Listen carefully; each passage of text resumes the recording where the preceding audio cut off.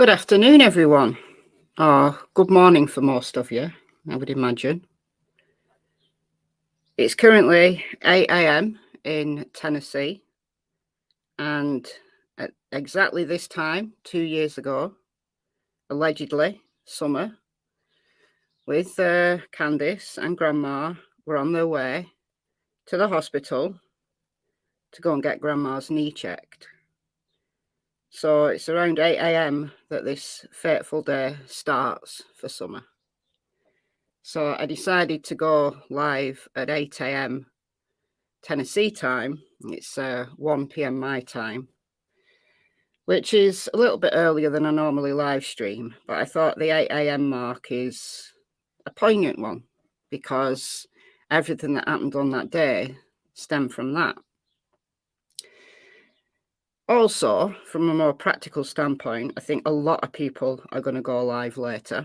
So I thought doing an early stream, I think, would be helpful rather than people having to decide which live stream they were going to watch and whatever. And I want to watch some lives later. I want to be a viewer later. And at 1 p.m. Eastern, so that'll be 6 p.m. my time, News Nation are doing a live stream. So I want to watch that as well. I was going to stream it, but I don't think News Nation will be very happy with it. Because every time I use a News Nation clip, every time I've ever used one, however small, they always copyright claim the video. So obviously the company that sits behind News Nation is really rigorous in checking who's using their content, even when it's fair use, even when I play like less than a minute of their content as part of a fair use thing, they still copyright claim the video. So I don't think they're going to take too kindly to people live streaming it. I don't think they're going to strike anyone. It's a copyright claim rather than a copyright strike, but still it is annoying. But I want to watch that live stream as a viewer, and then I can fully attend to it, and then I'll talk about it tomorrow. I'll the News Nation are asking people to send in questions, and it will be interesting to see how they answer those questions. And I don't know who's actually going to be fronting that live stream. I don't know whether it's going to be Brian Ensign or someone else. And also News Nation did an interview with Don Wells. So I don't know when that's going to air either. I think that's probably going to air sometime today. I don't know whether they'll do that as part of the live stream or they'll release that earlier or later. I don't know.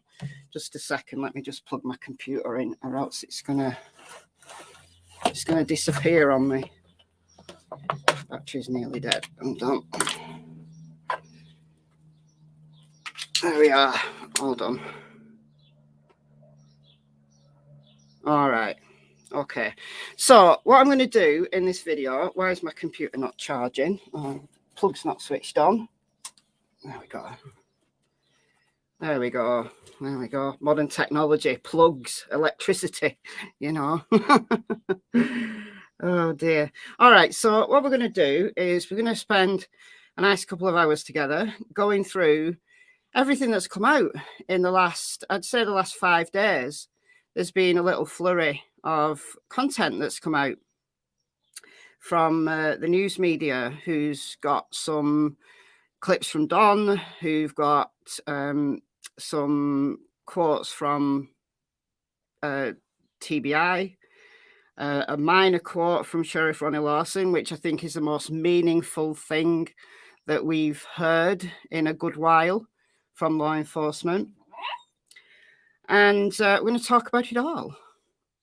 If you've watched every one of my videos in the last 5 days, you'll know that I have talked about the Times News Online article that came out. I did a live stream yesterday morning, my time, which I taught through the News Nation article, but I only looked at a little snippet of it. So I'm going to go through the whole thing today. And then I also want to play something from the live stream that Don Wells and Tim Mullen did about 10 hours ago. So that's brand new. Unless you actually watched it live, that's going to be brand new for most of you. It seems to be that Don and Tim are doing this little double act on a regular basis now. In my opinion, it's Tim giving this kind of human side to Don Wells, trying to reinvent his image. I've also talked about that in a video. But yeah, so reinventing Don Wells is probably going really well for Tim Mullin in his head. But I want to just play you a clip or two, a little bit from the latest one. I mean, much of it has just been talking about God, Don's relationship with God, judgment and all of that stuff that the SDA Church believes. Not that interesting, really. I mean, you know, it's nothing that we haven't heard before from Don. However, there is some little snippets that I think are useful just to mull over, And I am sweating like you would not believe. It's not quite as hot today here in the UK, and the humidity's gone down a bit. And when the breeze comes along, it's really nice.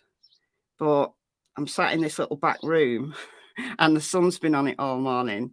So even though I've got the window open, the curtains shut, it's a little bit hot because it's an east-facing window, so it gets really hot in the mornings, and it's only just starting to cool down in this room.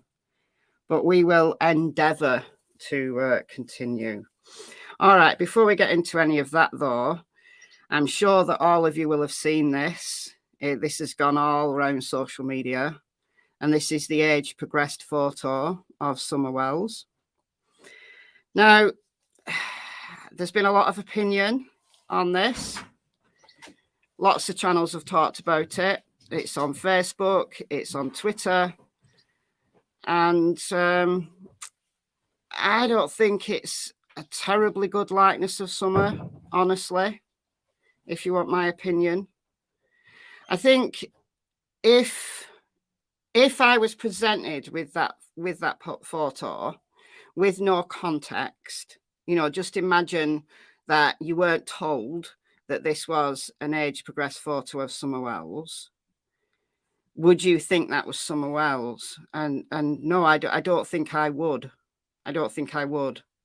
When you compare it to photos like the one I've put here, it looks like her. It does look like her. You know, they've got the kind of the setting of the eyes, the nose shape. The mouth shape I'm not sure about, but I think that's probably because they've given her adult teeth. But you can see it. But when you take it out of, this is an age-progressed photo of Summer Wells, and you take the context away, you would not think that was Summer Wells. You might think it was a family member of Summer Wells, like an older sibling, but I don't think you'd think that was Summer Wells. Now, what I have noticed about age-progressed photos, in generally across cases, is that when a child is very young, let's say under the age of 10, and they do an age-progressed photo, they always look older than their intended age. So obviously they're intending this age-progressed computer-generated girl here to be 7, and she doesn't look 7, does she? And I think a lot of you are saying that she looks older. And maybe if Summer had gone missing, let's say when she was 8, so we knew what a maturer Summer Wells looked like, then maybe we would see this as a 2-year progression. But because it's gone from Summer at 5 to a girl who looks older than 7, I think it loses that ability to show the same girl just with a 2-year maturity. So I would put this at 10, 11. So pre-teen, not reaching puberty yet, but definitely older than 7.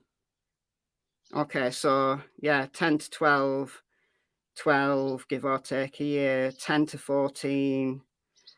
Yeah, I'd say 10, 11, maybe. But yeah, could be a little bit older. But I have noticed this, and I'm wondering whether it's to do with the software they use. Because how they do it is they take a whole bunch of photos of the child, you know, when the most recent photos they have of the child before they disappeared.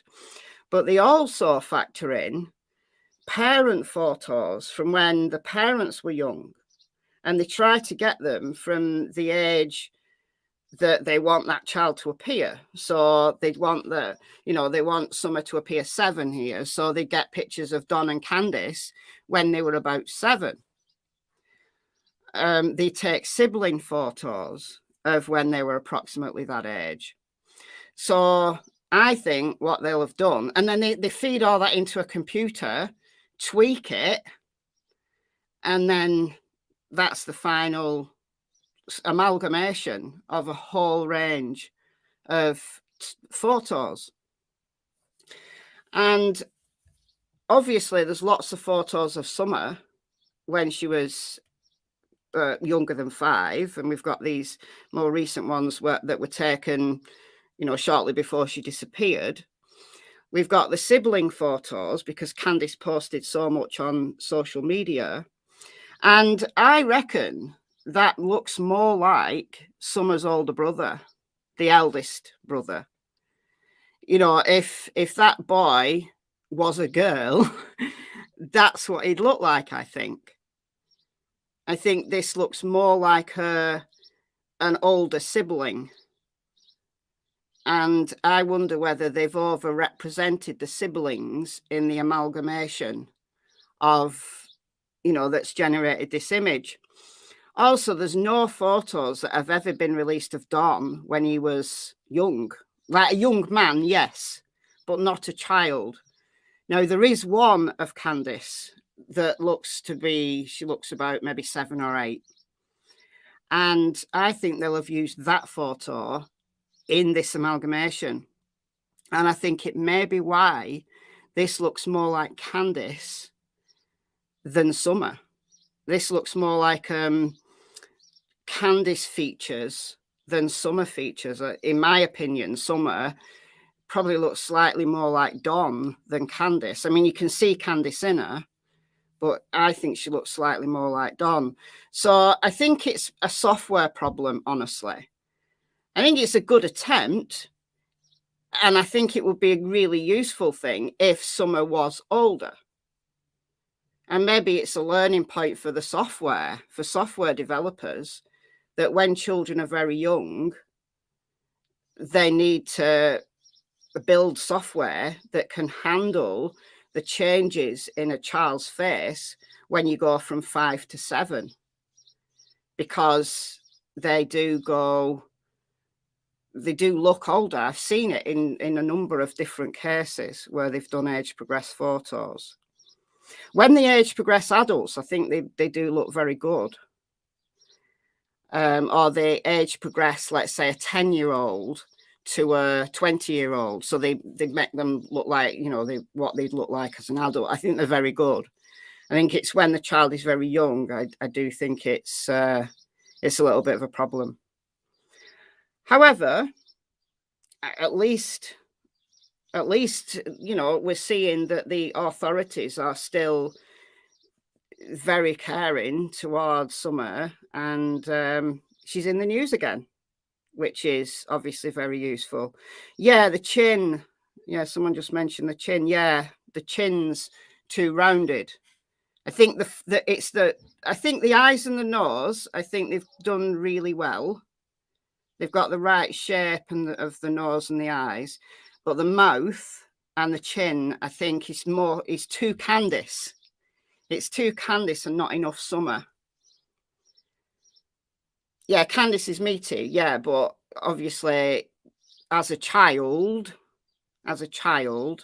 you know, taking away Candice's carrying a little bit of weight, taking that away, I think this is Candice's mouth and chin rather than Summer's mouth and chin.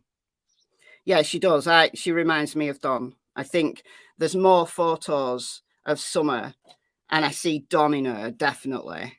And then there's some just certain kind of mannerisms, certain ways she looks, I can see Candice. And quite a few people have mentioned that the age progressed photo looks like Rose Bly. And yes, she does. I think she does, yeah. Maybe what Rose would have looked like when she was about 10. So, you know, it's an older family member rather than Summer. So anyway, at least Summer is in the news. And maybe, you know, sadly, if she's missing for another 2 years, God forbid, then this will look much more like Summer. You know, Summer would do at 9 or Summer would do at 10. But hopefully, please, I pray to everything that's holy that we're not still here in another 2 years, and hopefully we have a resolution, whatever that looks like. And there has been some promising rumblings, so that's what we're going to talk about. Thank you, Daughter of Scotland, for gifting 10 memberships. Thank you so much. Who's got them? Sharon, I can't read from here. Your local grandmummy, Angie Baby, Heather Feather, Jackie, Joan, Beauty for Ashes, Kenny, See Something, Say Something, and Bamacat. You are all now members of the channel for the next month.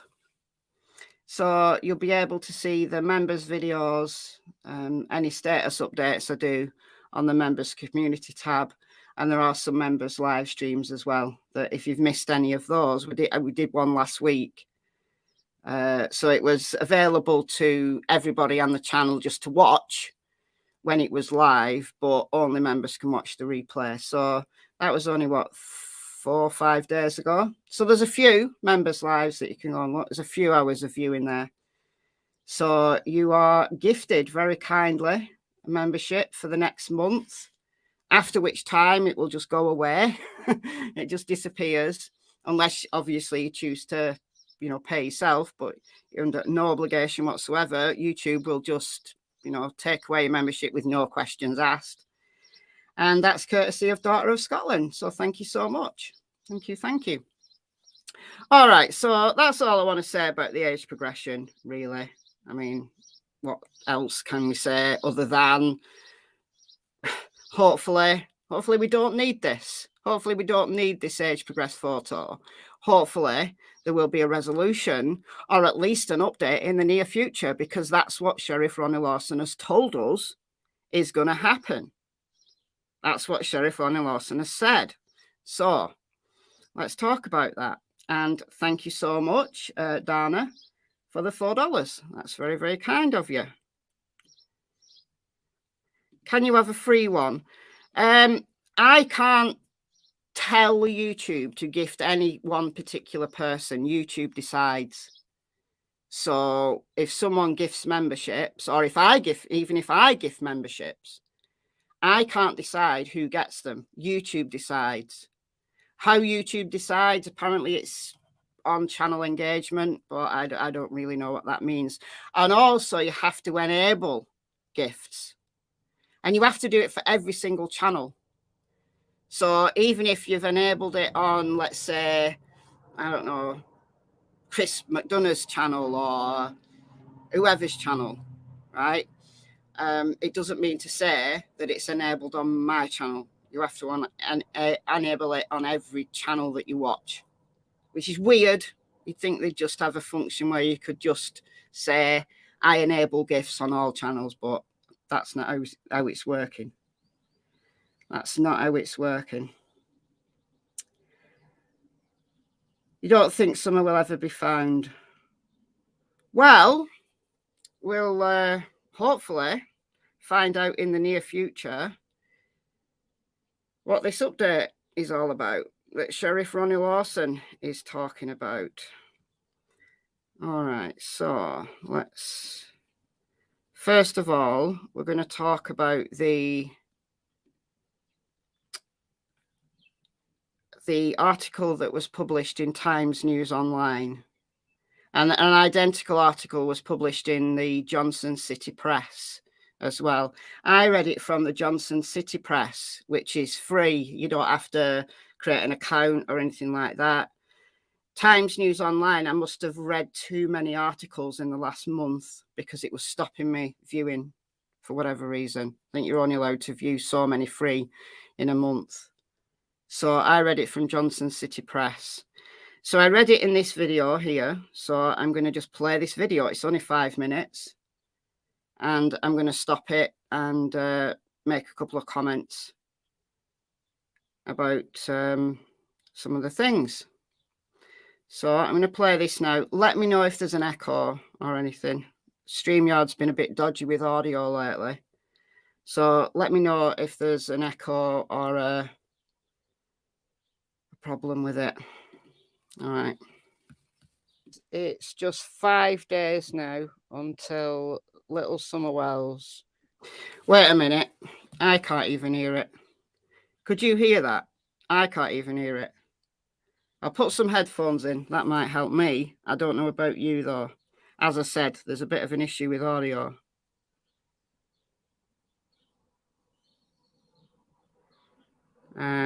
You could hear it. Oh, good. All right. I need headphones then. Just a second. Won't be a sec.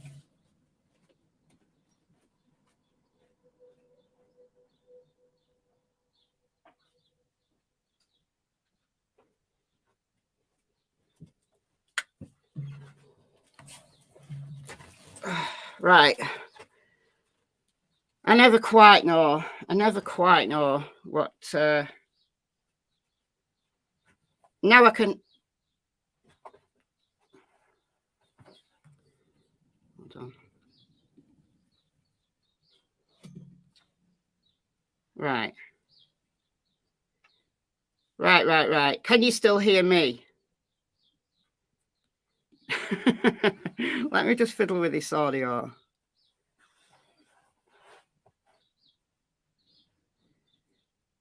Okay, can you still hear me?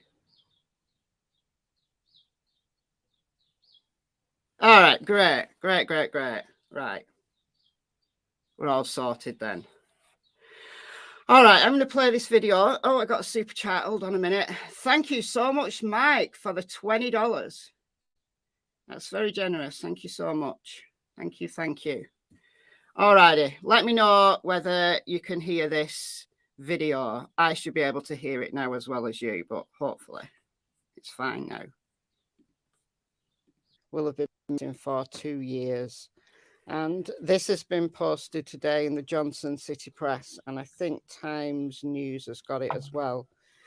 So, Don Wells and TBI talk about Summer Wells ahead of the 2nd anniversary of her disappearance. As the 2-year anniversary of the disappearance of 5-year-old Summer Wells approaches, her family and law enforcement continue to think about her. Summer, who would now be 7, disappeared from her home in the Beech Creek area on June 15, 2021. Search crews hunted in the woods near her home for almost 2 weeks, but never found Summer. The case has grabbed national attention, with her parents, Don and Candice, even appearing on the Dr. Phil show. As the anniversary of her disappearance grows, the Tennessee Bureau of Investigation and Summer Wells' father speak out about the case. Well, Don Wells can't stop speaking out. Actually, he's gone really quiet, hasn't he? That little video, that few seconds that Candice posted on her channel of him going into a walk-in centre. The debate is he walking in to get his back sorted, or is he walking into a detox? And that has been now clarified that it was an old video. So why Candice chose to post that video, I do not know why she chose to post that video. But yeah, it got everybody talking, you know, whether Don was going to detox, you know, a 72-hour detox. But yeah, it was an old video. All right. You decide. Okay, TBI, they've said not very much in a statement. TBI agents continue to work alongside the Hawkins County Sheriff's Office and the FBI in investigating the circumstances leading to the disappearance of Summer Wells. And that's what Leslie Earhart said.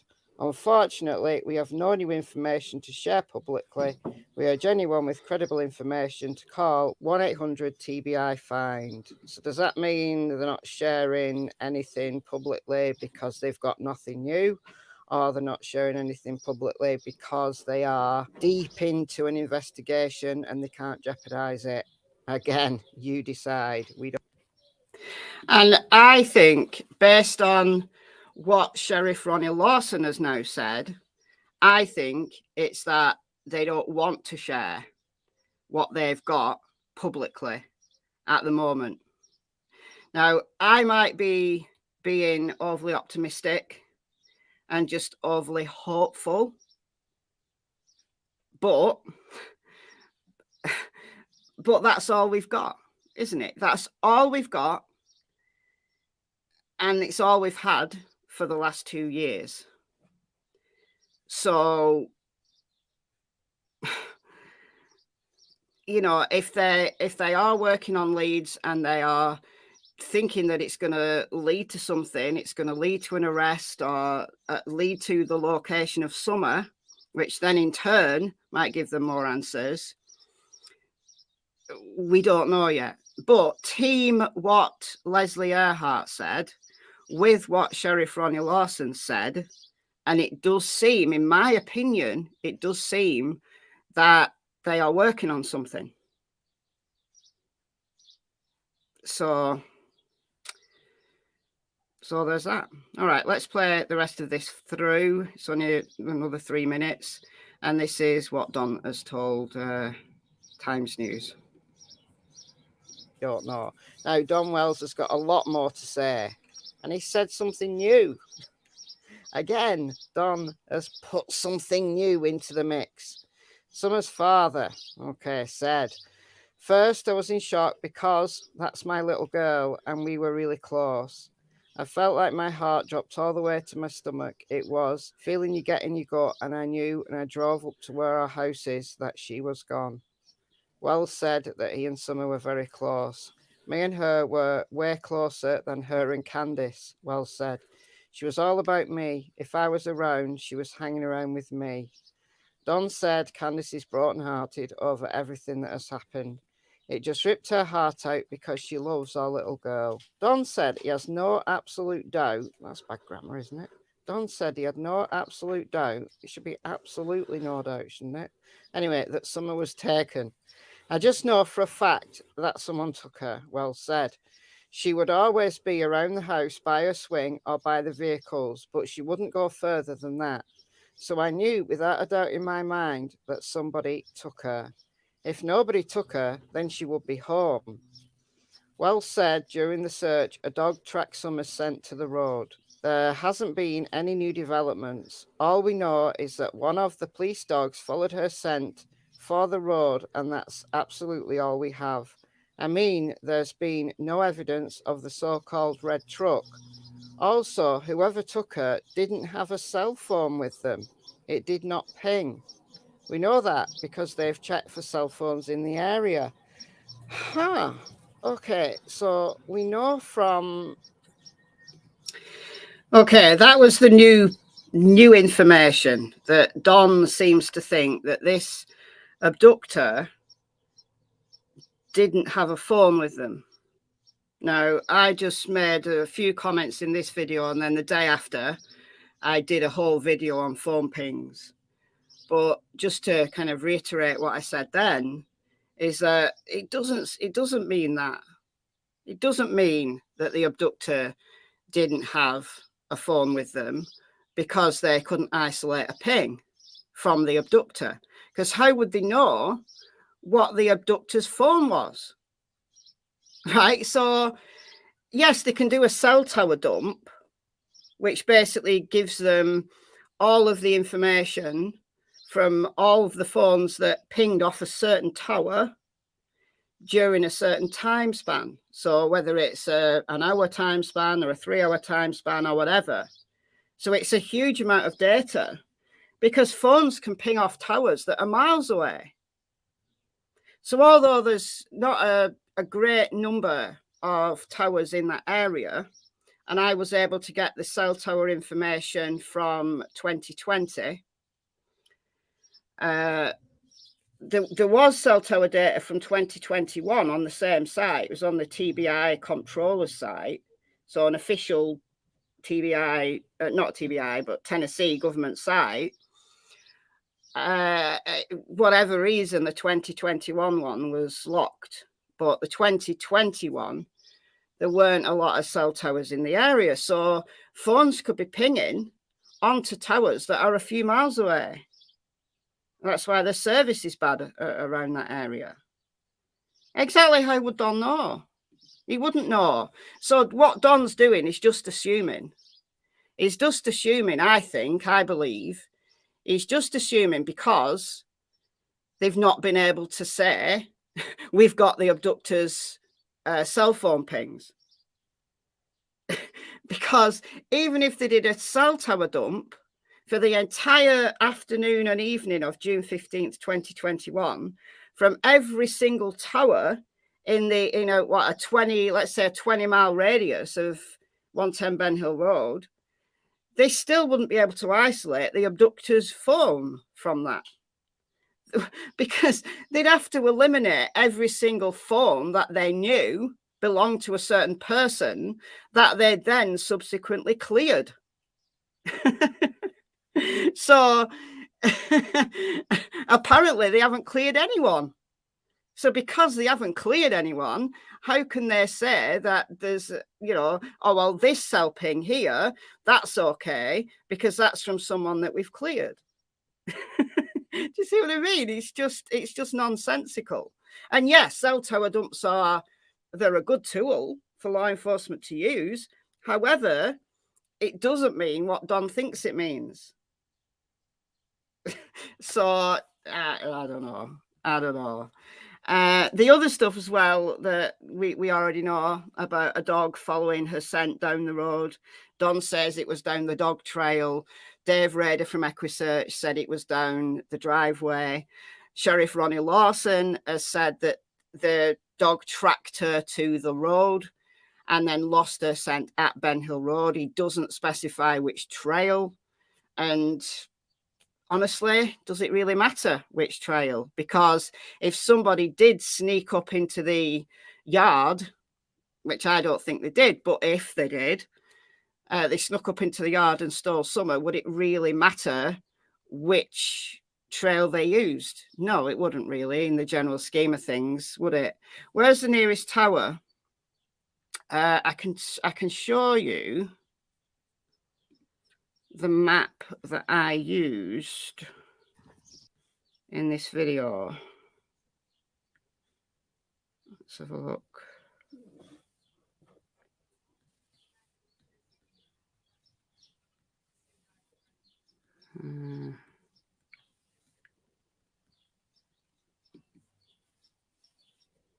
Okay, it's not a map, it's a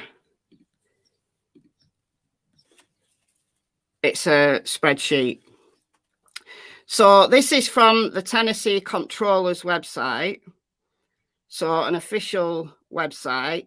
Now, these are recorded cell towers from January 2020. So about 18 months before Summer disappeared. This was the most recent one because I couldn't get the January 2021 one to open. It had a password on it and it wasn't, I don't know what the password was. So I did a search in Sullivan County and Hawkins County because Ben Hill Road is within a mile of the county line. So a mile down the road, it's Sullivan County. Now, I haven't gone and mapped all of these. Maybe someone should to look at the distance.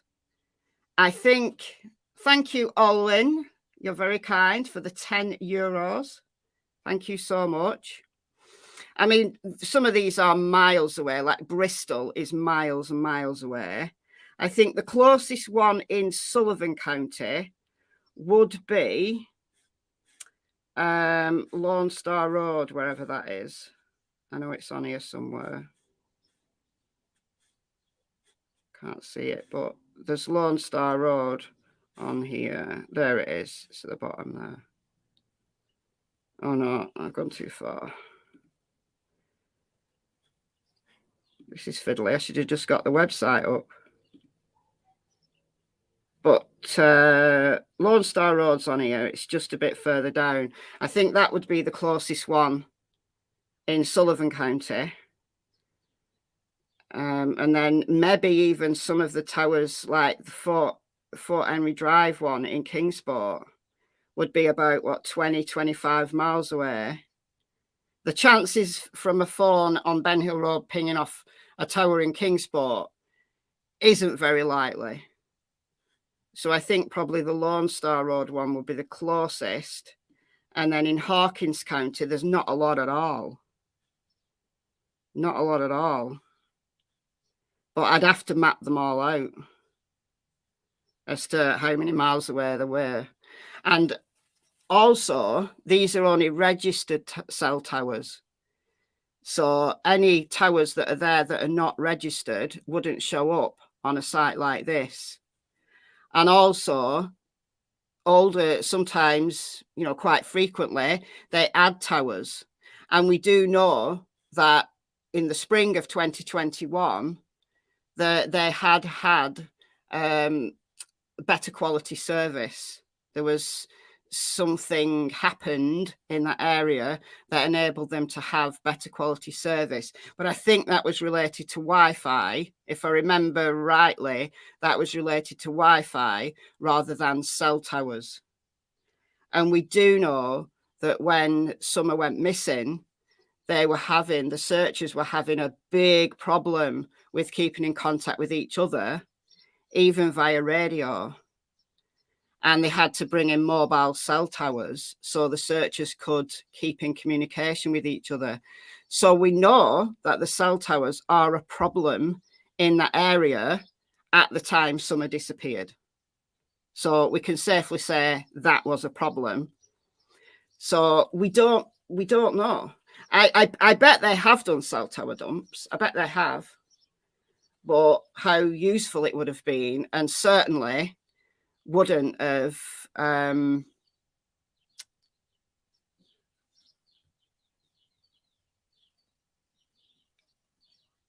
certainly wouldn't have where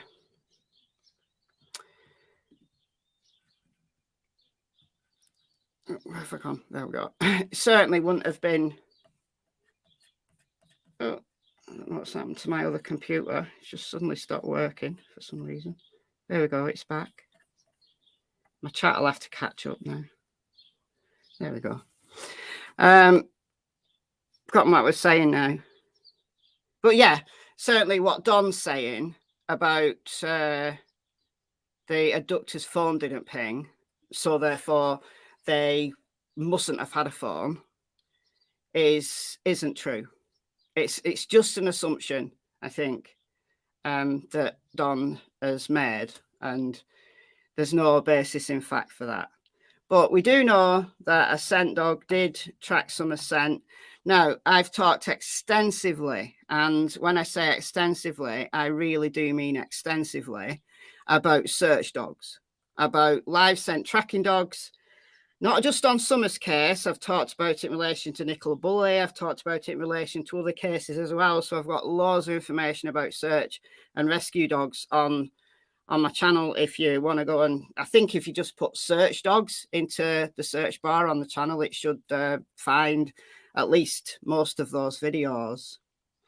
Thank you, Sleuthy Sandals, for being a member for 13 months. Thank you. It's very kind of you. How late are you, Fly on the Wall? You're about 40 minutes late. So you can either watch from here or you can do a quick rewind and do what I do and watch it on 2 times speed and then eventually catch up. It's up to you. It's up to you. Lip What No More. If CHRS, what's CHRS? Anyway, I'd invested 425k granted to them by county commission to upgrade communications before summer disappeared. There would be fewer problems. Isn't that always the case, though? Always comes down to money, doesn't it? Always comes down to money. Thank you, Momo Shark, for the $1.99. That's very kind of you. That's very kind of you. Yeah, Dana, that's absolutely the case. What if the phone was just powered off? Yeah. So if you turn your phone off, it won't communicate with the cell tower until you turn it back on.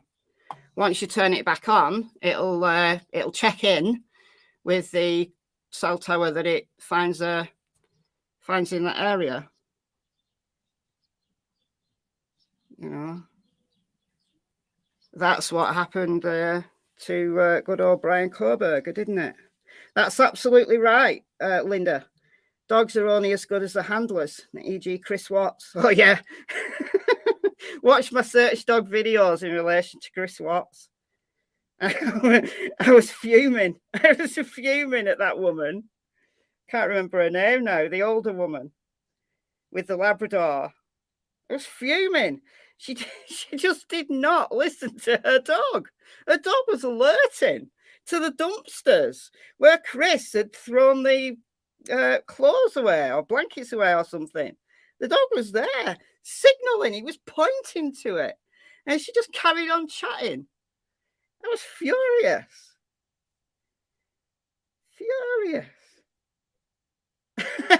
Broken goth doll. My eyesight saw dogs are only as good as hamsters.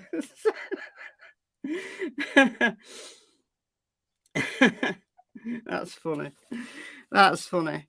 Yeah, so we've also got, of course, not from law enforcement, but we've had from neighbours, we've had the footprints. We've had that information that Dave Rader also talked about. So we do know that there were some footprints that were found. We can debate whether they really were Summers, or whether the dog was tracking a different scent from someone else in the house. We can debate that. And again, it's something that I've talked about extensively on this channel. I personally think that they were Summers' footprints, but I don't know for sure. And of course, the footprints were found on the 19th. That's 4 days after Summer disappeared. But we don't know when those footprints were laid, because a scent can remain active to a dog for several days, especially on mud. Like mud soaks in like skin particles and things, and that scent can lay there in the mud for days and days and days. On hard surfaces like concrete, particularly artificial surfaces, that scent will move away very, very quickly. So that's often, and Sheriff Ronnie Lawson made this exact point, it's often why dogs lose a scent that they're tracking when the scent, when the track moves from a natural surface like mud or grass to a hard surface like concrete or tarmac or even rock, because the scent has dissipated and the dog thinks that scent's no longer there because it's gone much, much weaker. And that what the dog, its natural instinct is to follow a scent that's getting stronger. That's how they're trained, but it's also their natural prey drive.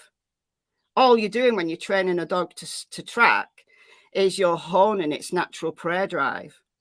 So when in the wild, a dog or a wolf, whatever, is looking for food and they are scenting out a food source, they move towards the article, the thing that they're going to kill and eat.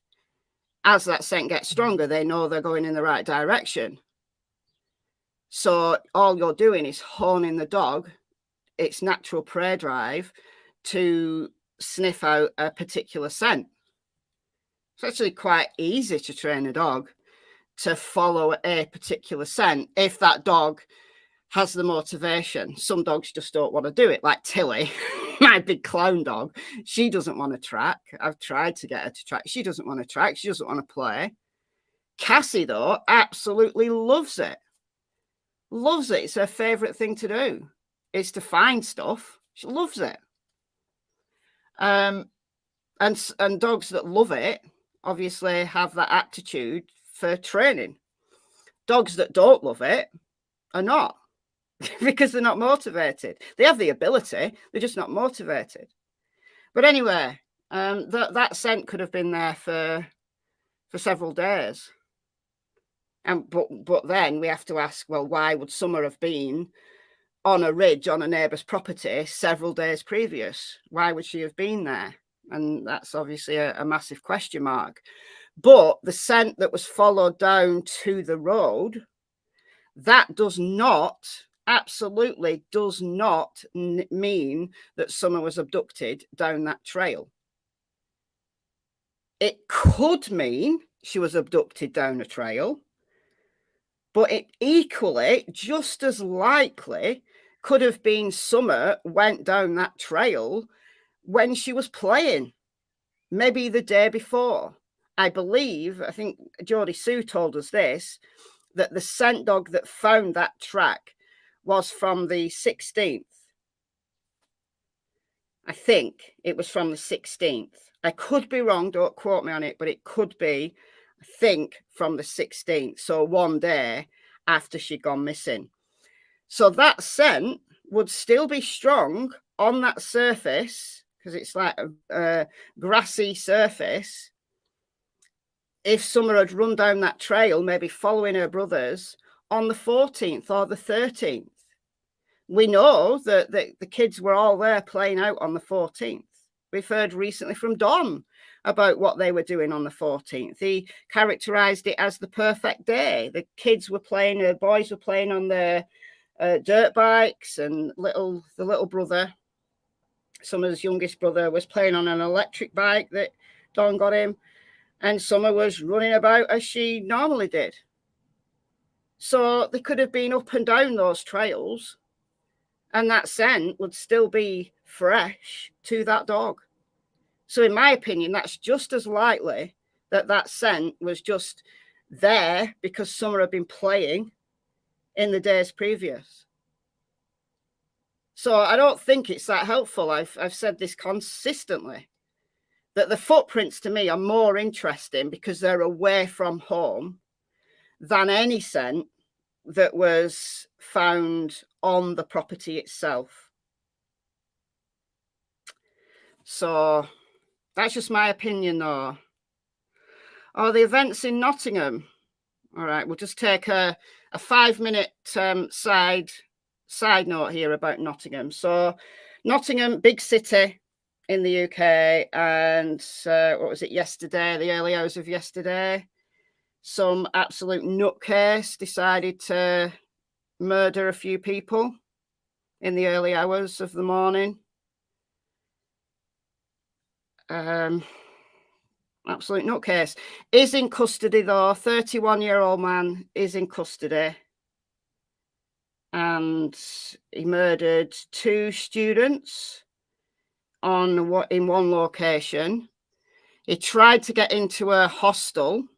He was trying to climb through a window to get into a hostel, but couldn't get in. He murdered someone else in another location. So there's 3 people murdered. And then he ran down in a van 3 other people.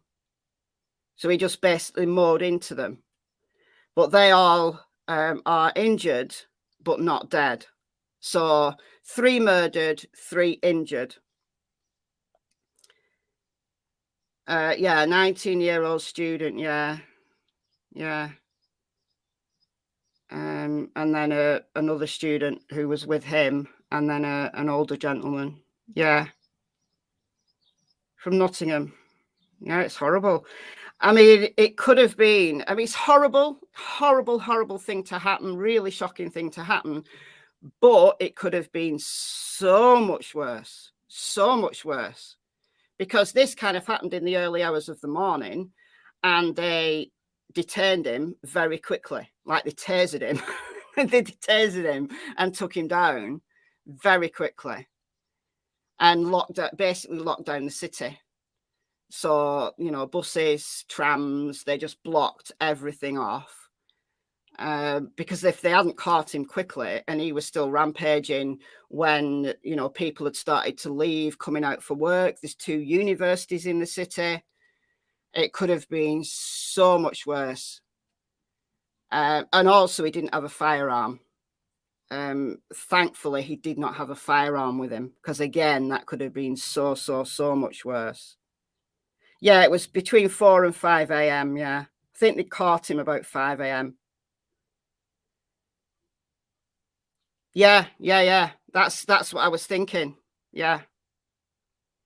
Just did Crime Story Sunday over on Michelle Walks about the Cumbria killer, Derek Bird, who went on a rampage with an assault rifle and a shotgun in 2010, and he killed 12, but he seriously injured, like, you know, life-changing injuries to several more, like shot people in the face, life-changing injuries. So honestly, could have been so much worse, but just so horrible when anything like that happens. Nottingham, I know Nottingham quite well. I used to examine PhDs at the University of Nottingham. I examined a few PhDs actually, the University of Nottingham, so I know the centre of the city quite well. But anyway, all right, back to Summer Wells. Let's move on to the News Nation article. This is the News Nation article. Now, in the live stream, I know there's quite a few creators who've gone through this, but in my live stream yesterday, I didn't go through the entire article. I just went through the new stuff, which runs at the bottom. But seeing as the purposes of this live is to go through all of the new information that we've had in the last few days, then I'm going to read this in its entirety. Oh, thank you, Owen. Enjoyed my take on Derek Bird. Yeah, it's a case that I was pretty close to when it all happened. You know, it was, I remember it all unfolding. You know, I don't know what I was doing on that day, but I was watching the news as it was all unfolding. Same with the Roll Moat. That was one that I was very close to at the time. The one from Northumberland. I'll do that one. I'll do Roll Moat at some point, because I think probably it's a case that's quite well known in the UK, but not so well known elsewhere.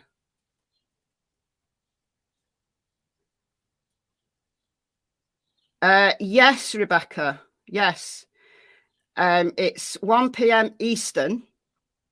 I'm going to talk about it actually, because it's publicised in this article that's on screen right now.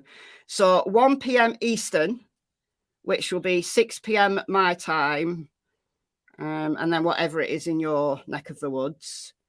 It's a live stream that News Nation are doing. So I don't know who's fronting it. I don't know whether it's going to be Brian Entin or it's going to be someone else. But that's happening at 1 p.m. Eastern. And also News Nation did an interview with Don, which hasn't been aired yet. So I don't know whether that's going to be aired at the same time or whether that's going to be a separate thing that they're going to put out at some point today.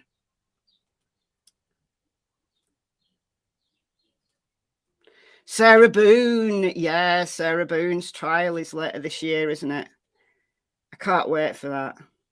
She's absolute total nutcase. Roll Moat was in your neck of the woods, Broken Goth Doll. Oh, wow. I remember when they caught him. I was out and about partying in Manchester. And I remember sitting in a hotel bar watching it all like unfold. The hotel bar had it all on the TV, and we were just sat there And I was like, oh God, you know, don't shoot him, he's surrendering, don't shoot him, he's surrendering. And I remember one of the guys I was with was like, Michelle, you are far too sympathetic towards these nutcases. Just shoot him in the jaw. Shoot him. Shoot him. I was like, no, take him alive. Take him alive. Oh dear. Yeah.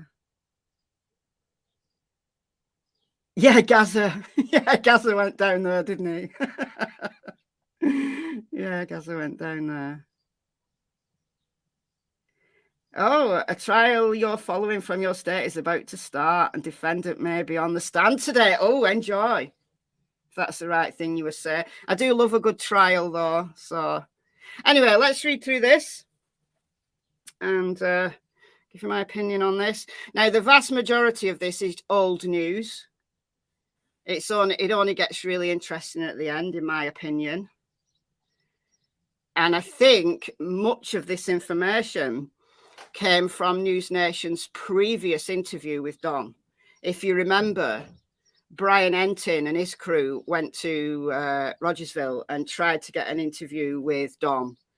And he wouldn't speak to them other than he briefly spoke to them on the bottom property. They wouldn't let them up on the house, wouldn't let the crew up there. And Brian briefly spoke to Don down on Don's bottom property. And I recognize the words. So I think Brian Entin, in contributing to this article, has used a lot of what he gleaned from his visit there. Did anyone submit a question to News Nation? Hey, that is a really good question. I haven't. I would have been persuaded if I'd known who was actually going to be answering the questions. Because if it's just a reporter who's planning to answer the questions, well, how can they possibly answer? You know, we probably, those of us who've been following the case, like intimately, we probably know the answers to more of those questions than a reporter would. So I saved my time and didn't submit one. Do you know what, Freezer Burn? That's a very good comment. When Summer's case was very new, it was reminding me a lot of the Shannon Matthews case. Yes, I actually did a video, I think, talking about that, about the similarities between that case and Summer's case. But obviously now, 2 years down the line, it's not like Shannon's at all. But yeah, when it was new, it was giving me that kind of vibe. It was. Oh, you did? Why haven't the wells been cleared? That's a very good question. I don't know how anybody can answer questions like that because we don't know. We do not know. Tim Mullen seems to think he knows.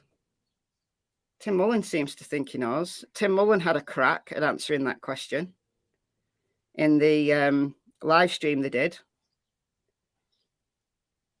The last live stream they did, which I'm going to play a clip from.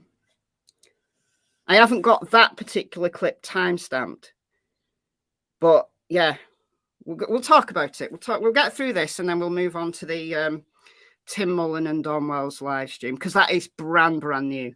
That was only live a few hours ago. All right, so it's been 2 years since 5-year-old Summer Wells vanished without a trace from a small town in Tennessee. On June 15th, 2021, Summer's parents said she was helping her mother and grandmother plant flowers before going inside their Rogersville home to play with her toys. We know this, don't we? We know this, don't we? Then, out of nowhere, Summer vanished. That was the last time her mother said she had seen her daughter. I yelled downstairs for her a couple of times, but I didn't get an answer, which was unusual because she usually always answers me. So I went down there to check and she was nowhere inside. She was just gone. And that is an exact quote from the WJHL June 28th interview. I know that so well. That's the exact quote from that.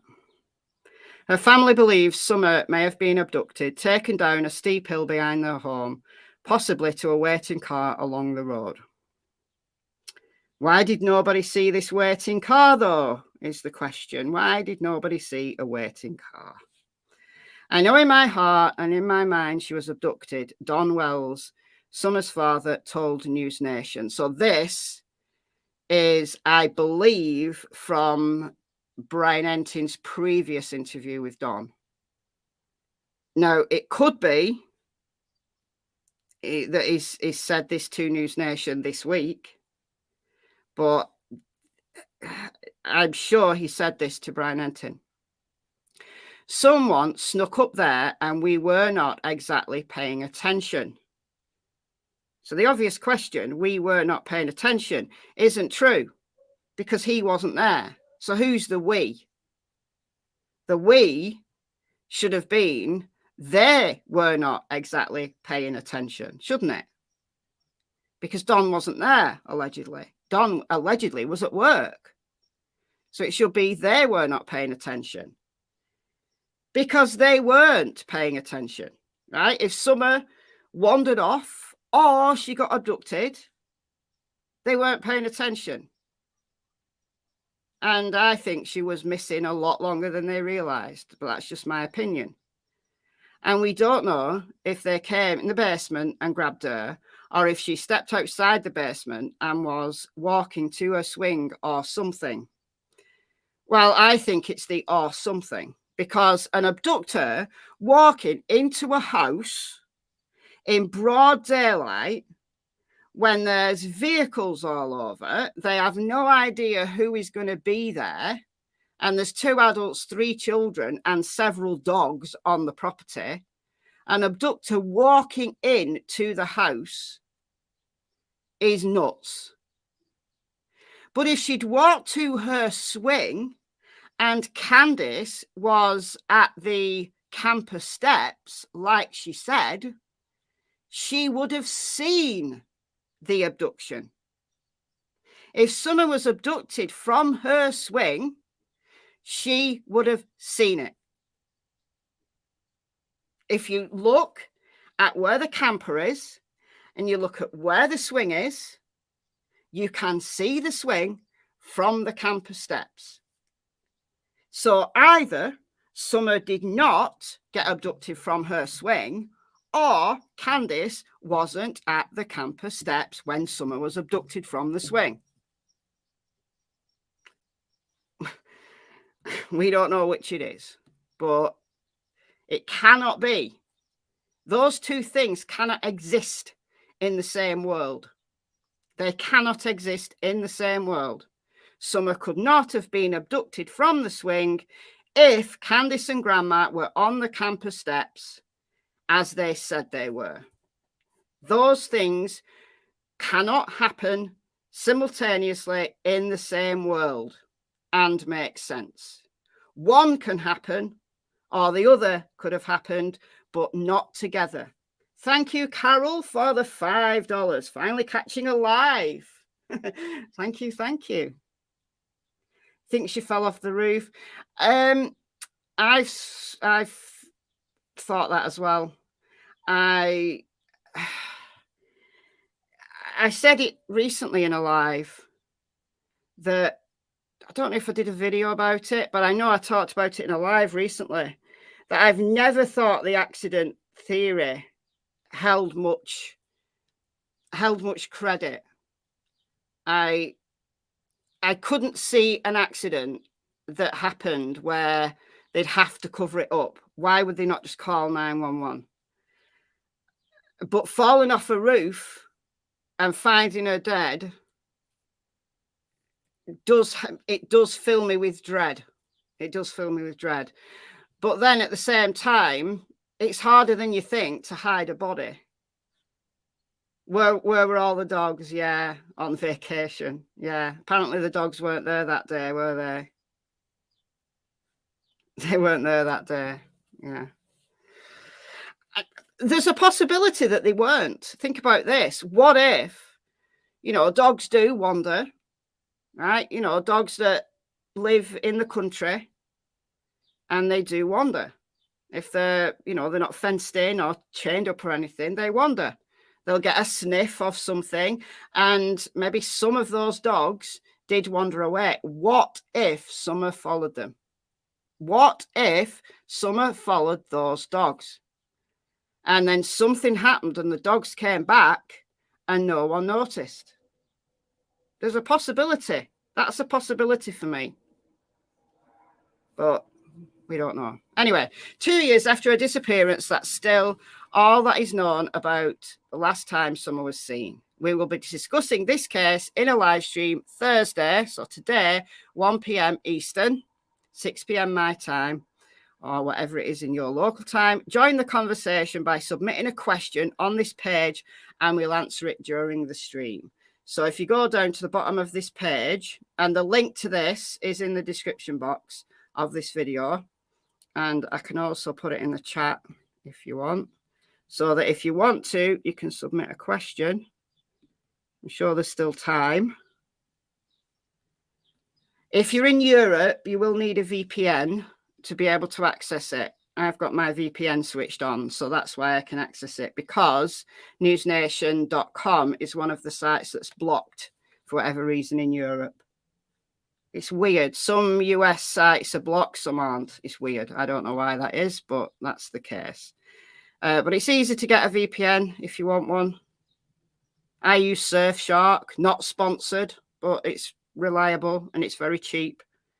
It's worth getting if you want to read articles and stuff, or watch American Netflix or whatever. All right. Okay. Almost immediately, Candice and Don became the centre of an investigation, but were never named as suspects.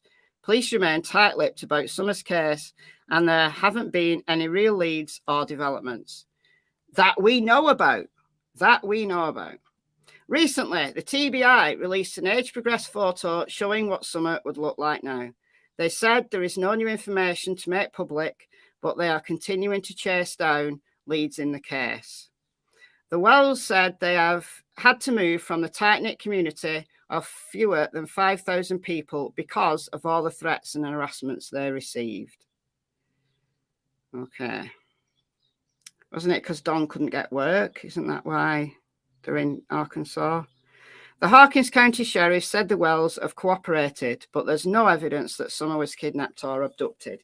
Now, that's a strange sentence, in my opinion, because the last time Sheriff Lawson spoke, he said the Wells weren't cooperating. So that would have been, I want to say, about April 2022. So not the very last time he spoke, because he spoke at the press conference that was last year, the 15th of June 2022. He spoke at that. So, but on a previous occasion, Sheriff Lawson said the Wells had stopped cooperating, because that's why Grandma came out and spoke to Ansley Daniel. That was why she did that one and only interview with the news, because she wanted to set the record straight. So Lawson's now saying that they're cooperating. So are they cooperating? Are they not cooperating? Are they cooperating sometimes but not other time? What's going on? Cooperating badly, Vincent said. That could be true. That could be true. Yeah. There's no evidence that someone was kidnapped or abducted. So, yeah, Lawson has said that. The TBI and John Pruitt, Detective John Pruitt, have qualified that statement, though, and said there's no evidence that she was abducted. However, everything still remains on the table. So they do qualify that statement. And I think that statement does need qualifying, because there isn't always evidence of an abduction. You know, if a child is stolen out of a yard, let's say, there'd be no evidence of the abduction unless, you know, the house had a camera or the neighbours had a camera and it was caught on a camera. Let's say, for example, my backyard, let's say there was a child playing in my backyard, and the back of my backyard, there's another set of houses, but they're like set back, and there's like a track that goes past my back fence. So if somebody jumped over the fence and stole that child and went back over the fence, I don't have a camera at the back of my house, and I don't know that the neighbours do, but even a camera, if a camera was on one of those houses, it wouldn't catch them walking away. I don't think it would anyway. And then they'd go around a corner, and then they'd be out onto the road, and they're gone. Or if they were being clever, they could just take a right-hand turn and go into the fields, and they're gone. So it's quite possible that somebody could be abducted from my backyard and not be seen on any camera. Very possible. Kyle says very possible. Kyle's just come out of his room. Aliens could abduct somebody from the backyard, couldn't they? Yeah. They could. They could, yeah. So that is possible. I think that statement does need to be clarified or qualified. Was she abducted? I think if she was abducted, it would have to be somebody who knew the family, somebody who knew Summer. I think the chances of a stranger abduction from that location, absolutely minuscule. Minuscule. Alien unicorns, yeah. It would have to be an alien unicorn that abducted her and spirited her away. That's more likely than a stranger abduction, in my opinion. An abduction, very possible, but it would have to be someone who knew that property, someone who knew that family, someone who knew that terrain and could get away without being seen. And in that case, yeah, Jackie or Kyle, yeah. Kyle's following the alien story that happened in Vegas. He's following that story very closely. We have not ruled anything out. Everything is possible. Hawkins County Sheriff Ronnie Lawson said. So there you go. They're not ruling anything out. Both Candice and Don passed a polygraph test, but Lawson's statement that everyone is still a person of interest is leading some to wonder if the Wells may know more than what they've said. She's a good mother. She loves her children, Don said about his wife. And this is definitely from the Brian Entin interview. Definitely. She's not going to allow any situation like that. The biggest mistake she might have made is choosing some wrong friends. Now that is a problem, in my opinion. That is a problem, in my opinion. When asked if any of those wrong friends might have anything to do with Summer's disappearance, Don said, "We don't know." And Don he shut down the conversation. Don did not want to talk about that anymore. He really didn't. So one of my top theories is that they know who it could have been. Or at least Candice knows who it could have been. And that's the thing that the behaviour panel picked up on when they interviewed Candice, when she freaked out and left. I don't know about Don. I go back and forth with Don. But Candice, I think she does know. I think she does have guilty knowledge. Or at least she has a very, very strong suspicion. Now, I don't care, right? Personally, she doesn't have to tell me. She doesn't have to tell you. She doesn't have to tell anyone, as long as she's cooperated fully and told law enforcement. Right? That is absolutely 100% my belief. That if Candice doesn't want to speak to any of us and tell any of us, she has her right to remain absolutely silent on the matter. However, she has the right to remain silent to law enforcement. But would that help her daughter? Absolutely not. If she wanted to do the best for her daughter, if she's not done so, She needs to go there. She needs to go there today, and she needs to tell law enforcement all she knows. Could this possibly be a sting operation? I don't really know what you mean by a sting operation, honestly. Her dollar store friends. It could be anyone. Like Candice was she's very like childlike, isn't she? Very, you know, teenager-like in the way she behaves. And she'll just be, you know, she won't really see the danger, I don't think.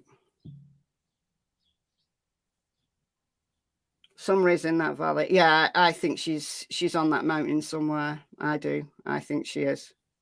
Oh, a sting operation is a drug bust. Okay. No, it wasn't a drug bust. There wasn't a drug bust involved. It wasn't a drug bust at the time, at the same time that the Summer went missing.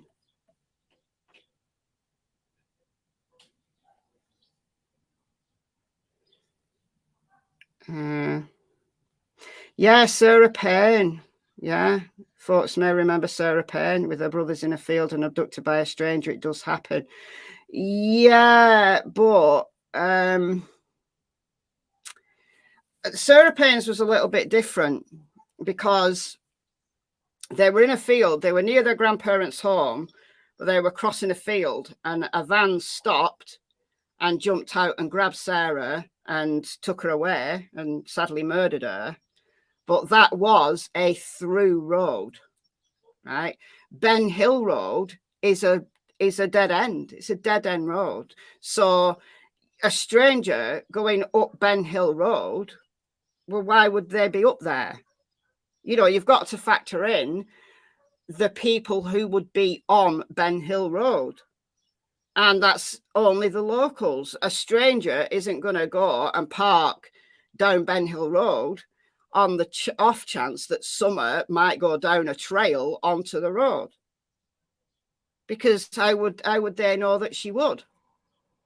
Now, if Summer had gone in the opposite direction and had gone down the hill on the opposite side of the house and gone down past the creek, so where the bottom property is, where that shed is, and the creek's only really shallow, so she could have gone through the creek and gone to play on that side of the property, then yes, it could be a situation very similar to that of Sarah Payne, because Beach Creek Road is the through road between Kingsport and Rogersville. So yes, absolutely. But Summer would have had to have wandered off the property, or at least down to the bottom property, for that to be any possibility whatsoever. That's the only possibility where a stranger abduction akin to Sarah Payne's could have happened in Summer's case. But not on Ben Hill Road, no, because it's a dead end. You'd have to go and sit there and wait.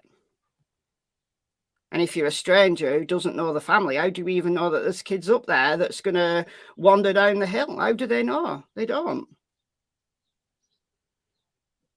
Yeah, comes across as very naive and gullible. Yeah, naive. Yeah. That I think should be trusting of people in a way that, you know, I trust no one. I trust absolutely no one. I'm completely the opposite. She does come across that way, Shelley. Yeah, I agree completely with you there. She does. All right. Okay. Now, this is intriguing. Don said he was limited in what he could discuss about the family and the case. Now, this is interesting, but Don has used this. Don has used this, and the clip I'm going to play you from Tim Mullin from a few hours ago, Tim Mullin also used this. That they're limited in what they can say. Now, they're only limited in what they can say in relation to the case, the CPS case, about the boys. Nobody has told them, and no judge has told them, that there's a gag order about Summer's case. So Don can say as much or as little as he likes. But he can't say he's limited because of social services. He can't say that because that's not relevant to Summer's case. He can say it in relation to if people ask questions about the boys, he can say, I'm limited in what I can say because the judge issued a gag order. But it's not true when it's in relation to Summer. Don is choosing not to speak if it's about Summer, and he's got the right to plead the fifth. He's got the right not to speak. But Don seems to speak very, very willingly to anyone who will listen. Excuse me. But what he can't do is use the gag order to not answer anything he feels uncomfortable about in relation to Summer. Social services took Summer's three brothers from the home shortly after Summer's disappearance. So I think it was about 5 weeks after. It was mid-July. It's 4 or 5 weeks after. The Wells have not been able to communicate with them in half a year. Well, it will be longer than that now. I think Don said it's before Christmas. So yeah, it's longer than half a year. We love our daughter with all our hearts, Don said. We miss her. We will do anything to have her back in that church with us she so loves. Summer's father pleaded guilty to a driving under the influence in 2022. Candice also filed an order of protection against him, but then asked for it to be dismissed. That was 2020. They're all over the place with this article. Don currently faces criminal charges in 3 states. No, he doesn't. No, he doesn't. He's got criminal charges. He's had criminal charges in previous states, but in the past, not right now. Not unless there's things News Nation know that we don't know. I mean, we've not heard of any pending criminal charges against Don Wells in any state at the moment. So he's not facing any charges, certainly not about the domestic assault in 2020. That's all done and dusted. So that's not true. They should have said he has had charges in 3 states in the past. So Tennessee, Arkansas, has he had charges in Utah? He's lived in Texas. He's got charges there, I think. Yeah, he was in jail in Texas, wasn't he, at one point? But that's going back years and years and years and years. So that's not true. So I don't want people to misrepresent that, unless there's things that News Nation know that we don't. Everyone makes mistakes, Don said. He sat down with News Nation to discuss where Summer's case stands today.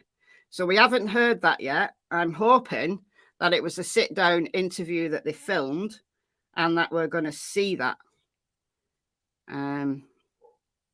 Or whether this is the only thing that we're going to hear. So this is the new stuff now. The new stuff starts here. We're doing better, he said. It's still very rough for my wife. Candice hasn't sat down for an interview since an appearance on Dr. Phil in 2021, where she walked out of the interview in tears. During the 2021 interview, she said she felt she had been interrogated again and didn't want to do the interview further.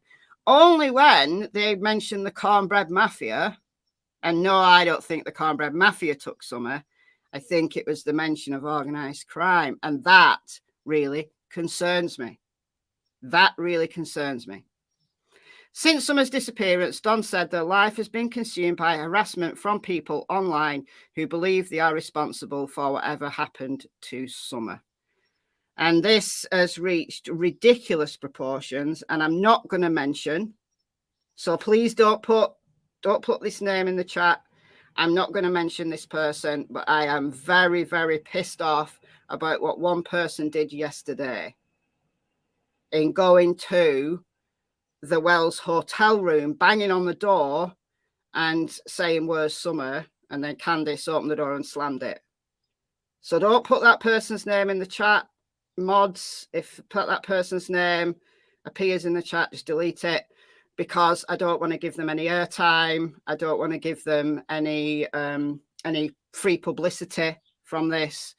I'm just saying that it's despicable, absolutely despicable. It doesn't matter whether you're a Wells supporter or a Wells hater doing something like that. It helps no one, and it gives social media content creators a very, very bad name. That's not journalism. That's not investigation. That is harassment, in my opinion.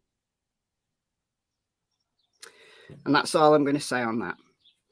Before you know it, you get a mob going, Don said. My wife could go to the store and somebody would scream at her, you know, like baby killer or whatever. He sent News Nation videos from one of his job sites where some people were demanding to speak with him about his missing daughter. He said he got so bad he had to leave the state. Now the two live in a motel in Arkansas where Don was able to find a new job. As for Summer's case, her father said they have a private investigator working with the police, and they do. They've had two private investigators. I think they're a husband and wife team. I think for a long time now. The Hawkins County Sheriff's Office is still working alongside the Tennessee Bureau of Investigation, but both agencies declined an interview with our team. However, Lawson did send an email, so it's the most useful piece, it's the most useful sentence that I've heard in the longest time, and it's right at the end of this article. Don said he hasn't learned anything new from law enforcement either, but has always said he believes Summer was abducted. Nothing pointed to abduction, nothing pointed to foul play other than her walking outside the house and nothing being found, Lawson has previously stated. There is also a tip from a neighbour in 2021, so this obviously is Jodie Sue Brown. A woman and her teen children told police they heard a scream about an hour before Summer went missing. That's not true either. That's not true either. Which doesn't... Look, I really like News Nation. Right, I do. I really like News Nation. I think they cover a lot of interesting cases.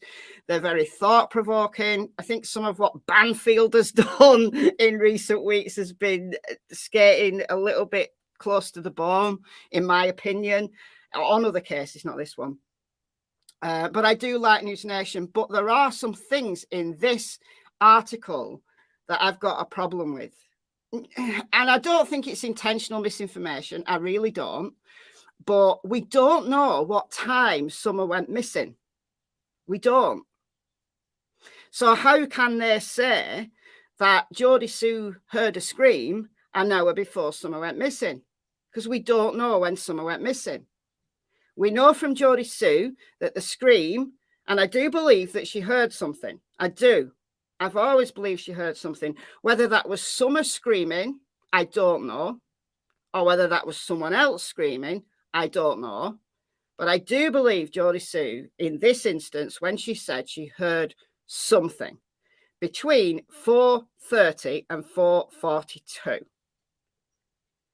Now, if that's an hour before Summer went missing, that puts Summer going missing between 5:30 and 5:42, doesn't it? Do we know if that's when Summer went missing? No, because we've never been told. We've never been told that information. So if we've never been told that information, where is News Nation getting that sentence from? Now, we've heard from Candice. We heard from Candice. It was a recording that Crazy Crime Chick, and I've played it lots and lots and lots in previous videos, but it was a recording that Crazy Crime Chick got her hands on, which was recorded on June 20th, so just 5 days after Summer went missing. Just 5 days after Summer went missing. And Candice said when her neighbour heard the scream, she was inside looking for Summer, and the TV was on, so she didn't hear the scream. Now, that's not true. That's a complete lie. Complete lie. Because that would either mean Summer went missing between 4:30 and 4:42, and Candice was already looking for her when that scream was made, which would put Candice inside and Summer outside. Completely the opposite to what has been said in the script, because in the script, it was Candice that was outside on the campus steps, fixing Grandma's knee brace, and Summer was inside. So, boom, that's a lie. Which one's the lie, though? Which one's the lie, though? Because, again, those two things cannot exist simultaneously in the same world. You cannot be inside looking for your missing daughter between 4:30 and 4:42 when the scream happened, because the scream must have been outside while you were inside. You simultaneously can't be in that situation and also be on the campus steps fixing your mother's knee brace, Candice Bly, and your daughter is inside playing with her toys in the basement. Those two things do not exist. So which one is it? Which one is it? Because if it's the former, that you were already looking for Summer when the scream happened, it means that Summer was missing for 2 hours nearly before you called 911.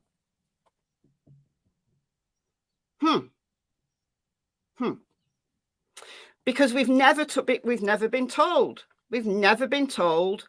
You know, it's always, I'm not good with time, or, well, that was it. That's all we've been told.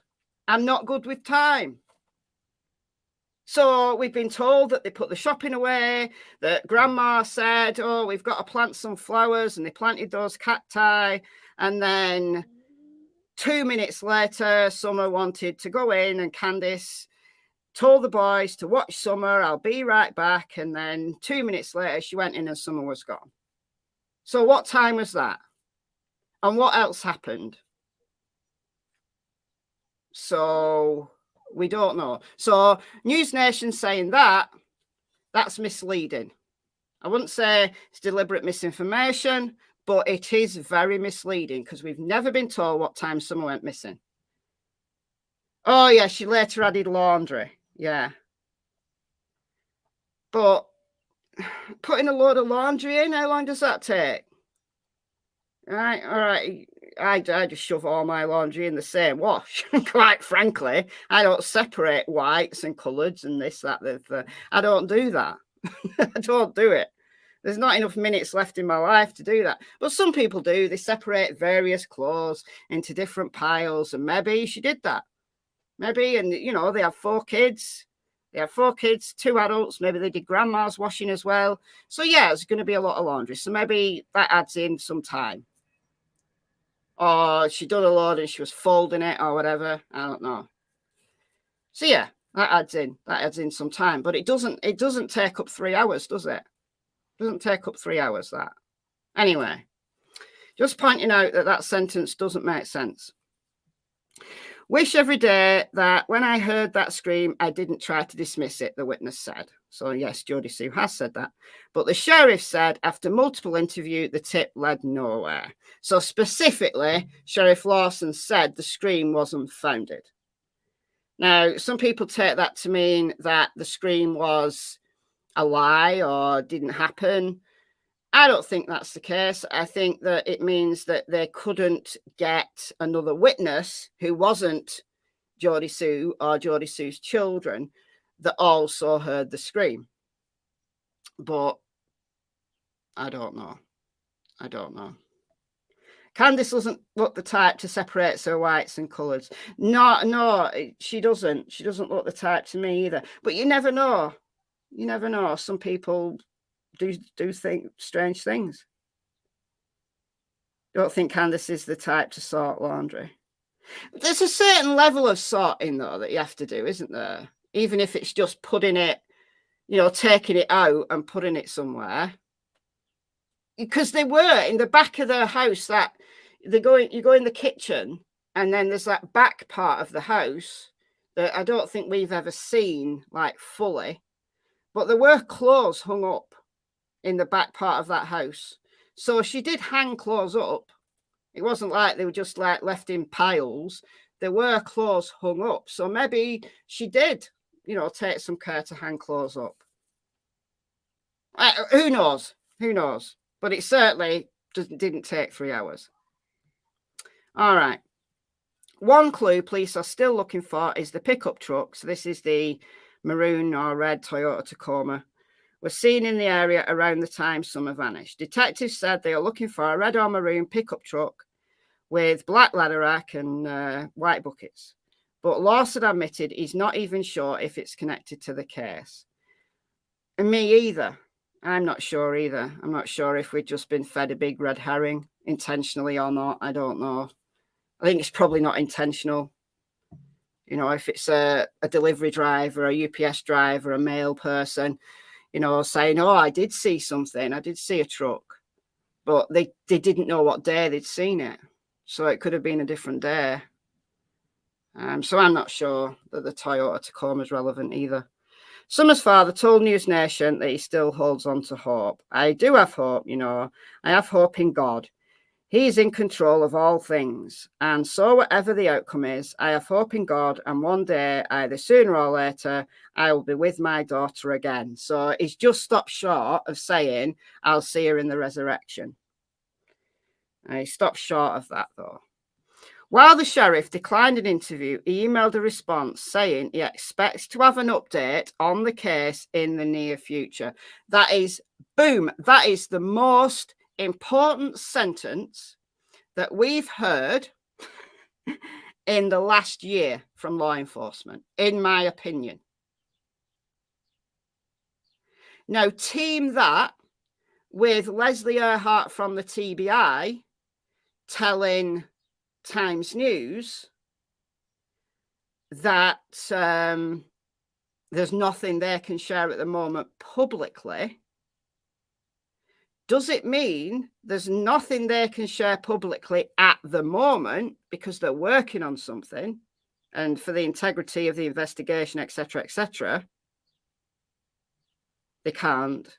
But in the near future, they're hoping to have an update that's very relevant.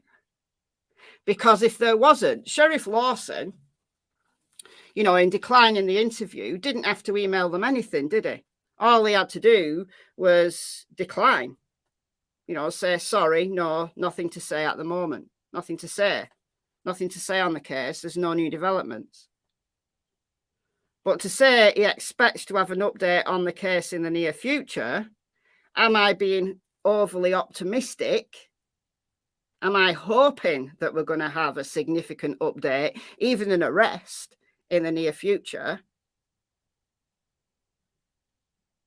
Or is there really going to be an update in the near future? Because there's a break. There's a break in the case that they are identifying, are investigating, and really think they're onto something. Arrest them today. They got to have probable cause, though. They got to develop a case, haven't they, before they arrest them? Because if you arrest somebody without a good probable cause, then it's not going to go anywhere anyway. They just end up having to release them. So I think that's very intriguing. Anyway, last thing I want to share with you. Some of you might have heard this, some of you may not. Let me. I've lost my place now. I think it was about there. So it said 2K views, and it streamed 11 hours ago. So this is new news. Arrest who? We don't know. Arrest someone. Someone who they believe is responsible for Summer being missing. whatever that means, whether that's arresting a parent or a family member or a neighbor or someone that we don't even know the name of. We don't know. We don't know. An indictment. We don't know if there's an indictment that's, you know, out there. We don't know if someone's been indicted. We don't know. It's intriguing though, isn't it? What time did Marlena's child go home Monday night, and who picked? I don't think she went home on the Monday night. She might have done. I thought it was a couple of days previous that she went home, like the weekend. But I don't know. I don't know the answer to that. Why would a married older woman be texting a 14-year-old boy so much anyway? Because she's got the mind of a 14-year-old. Like, I think she probably gets on better with teenagers because that's her mental age. I think that's the issue. Grand jury was beginning of June. It was, but we don't know whether any of the cases that were heard by the grand jury had got anything to do with Summer, because there's been several grand juries in the last 2 years. You know, Tennessee hold grand juries, like, is it 3 or 4 times a year? And they can call a grand jury anytime. If there's, you know, a case that they need to go through, they can call one anytime. So there's been several in the last 2 years. So we just don't know. If they arrested Candice and interrogated her, I bet she'd crack. She may well do. If she's the one that's responsible, she may well do. Or she may give a no comment interview. Just no comment, no comment, no comment, no comment. And, you know, her lawyer says, leave her alone. So she could plead the fifth, couldn't she? So anyway, let's play. I'm only going to play a small selection of this, small section. Just thought it was interesting.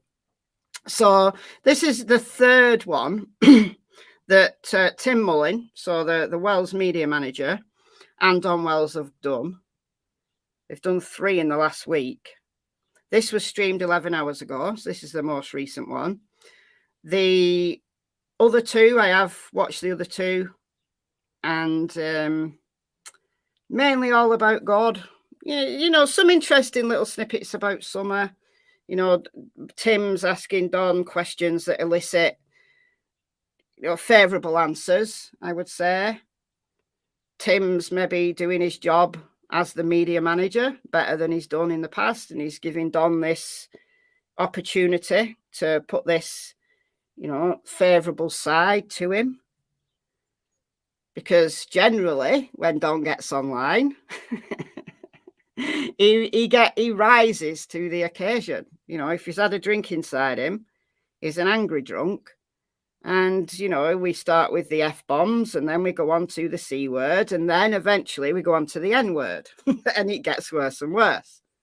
That tends to be what happens with Don Wells when he's online. But he has calmed it down of late.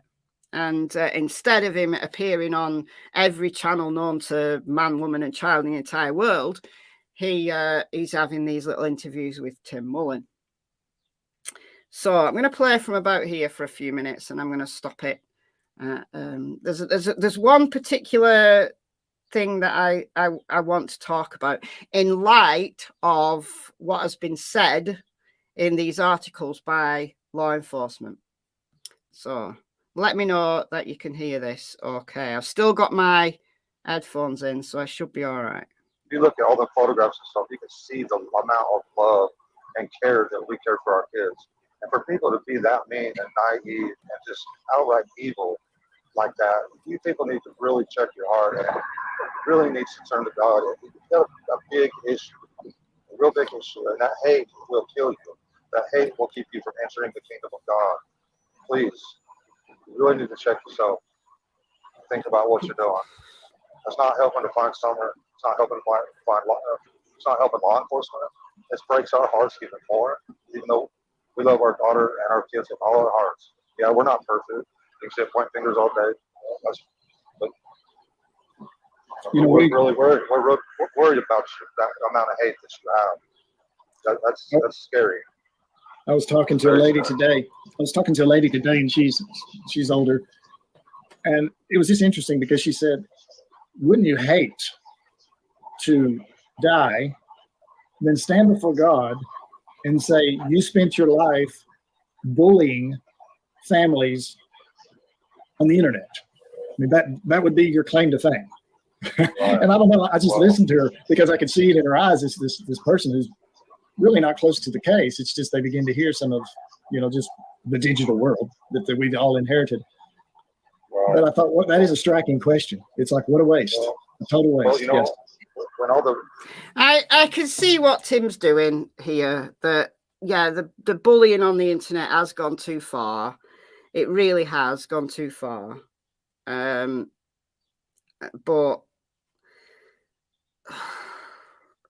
Don has not helped the situation. He really hasn't helped the situation. I'm not saying that the Wells should have had the amount of hate they've had, but Don has not helped the situation. He's not.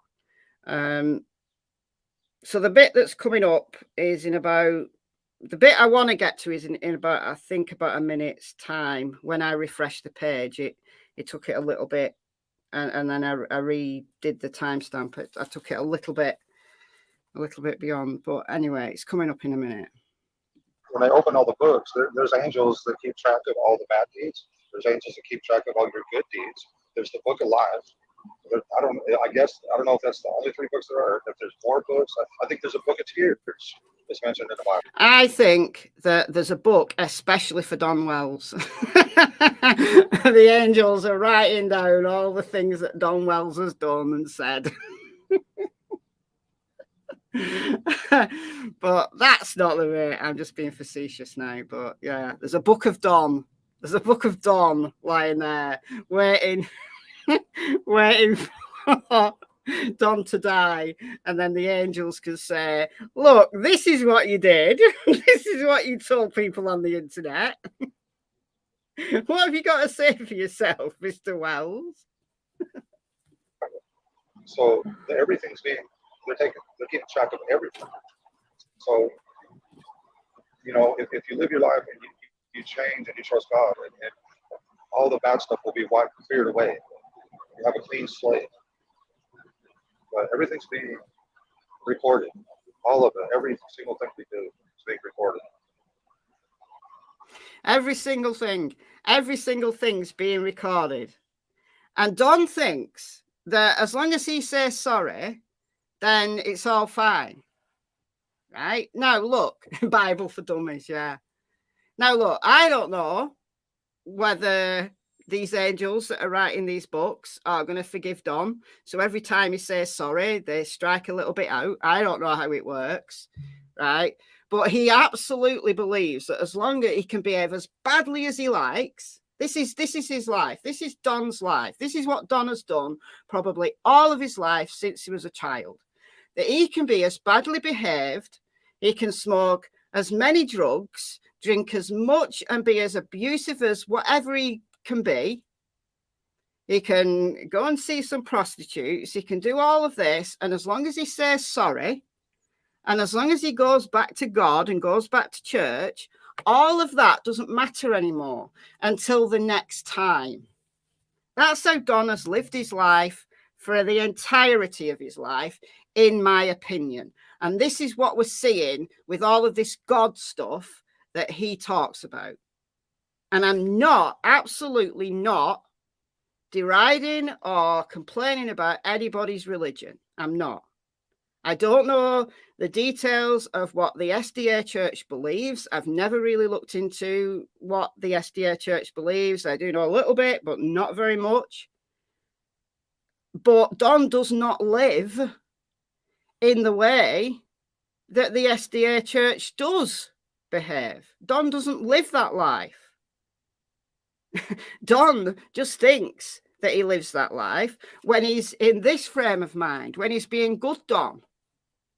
But when the mood takes him, he just switches personalities and becomes bad Don, and then disappears for days on end. He said himself he does this, and then comes back, seeks forgiveness, all's better, and he's back in the Angels' Good books again. It's prison religion, absolutely, the real Rockin' Robin. That's absolutely what it is. It's prison religion. It's knowing you've done bad and hoping that if you say sorry and you atone for your sins, that it will all be fine again. And look, if you truly atone for your sins and you change the path of your life, great, fantastic, fantastic. And I applaud anybody who has lived a criminal lifestyle, who has, committed crimes because of addiction or for whatever reason. They've done the time, and because of religion or because of whatever, rehabilitation, they change their path and truly atone for their sins, absolutely, completely, and become a good, functional, purposeful person. Fantastic. Fantastic. But that is not what Don has done. That is not what Don has done. Don is a Jekyll and Hyde. This is Dr. Jekyll talking now. And then when the mood takes him, he becomes Mr. Hyde. He's a completely different person until he's come down off whatever drugs he's on and he's sorry. No. But even that's not the thing that I want to get to. I want to get to something Tim says. It's coming up soon, very soon. But this needs to be said. This does need to be said because these interviews are bugging me. They're annoying me. I'm going to listen to them, but they're bugging me because of all of this stuff that Don is trying to get us to believe. And if I believe that he'd atoned for his sins and he was on the right path now and he was going to be good, I'd applaud that. But I don't see that with Don. I'm sorry, I don't see that with Don. Is that relevant to what happened with Summer? I have no idea. I have no idea. But anyway. Yes. Absolutely. Yes. Well, you can really stir the pot when you begin talking about God. Interesting. Yes, sir. I'm He loves really justice. looking for some. We've loves opened up justice. chat. Yes. We rarely and probably won't be opening chat hardly at all, but tonight we're doing it, and I really am looking. I'm giving it my best to see real questions. So please, if you want, ask a real question or email would be preferred. Yes, I know we can block people and stuff, but I'm just trying to let everybody have a free voice and they expose themselves to everybody on their own. I haven't seen the chat. The live chat replay was turned off. Like, this happened overnight my time. I was asleep when this was running live. If anybody was in the chat and knows what the chat were talking about, it was obviously very negative because Tim kept going on about, has anybody got any real questions?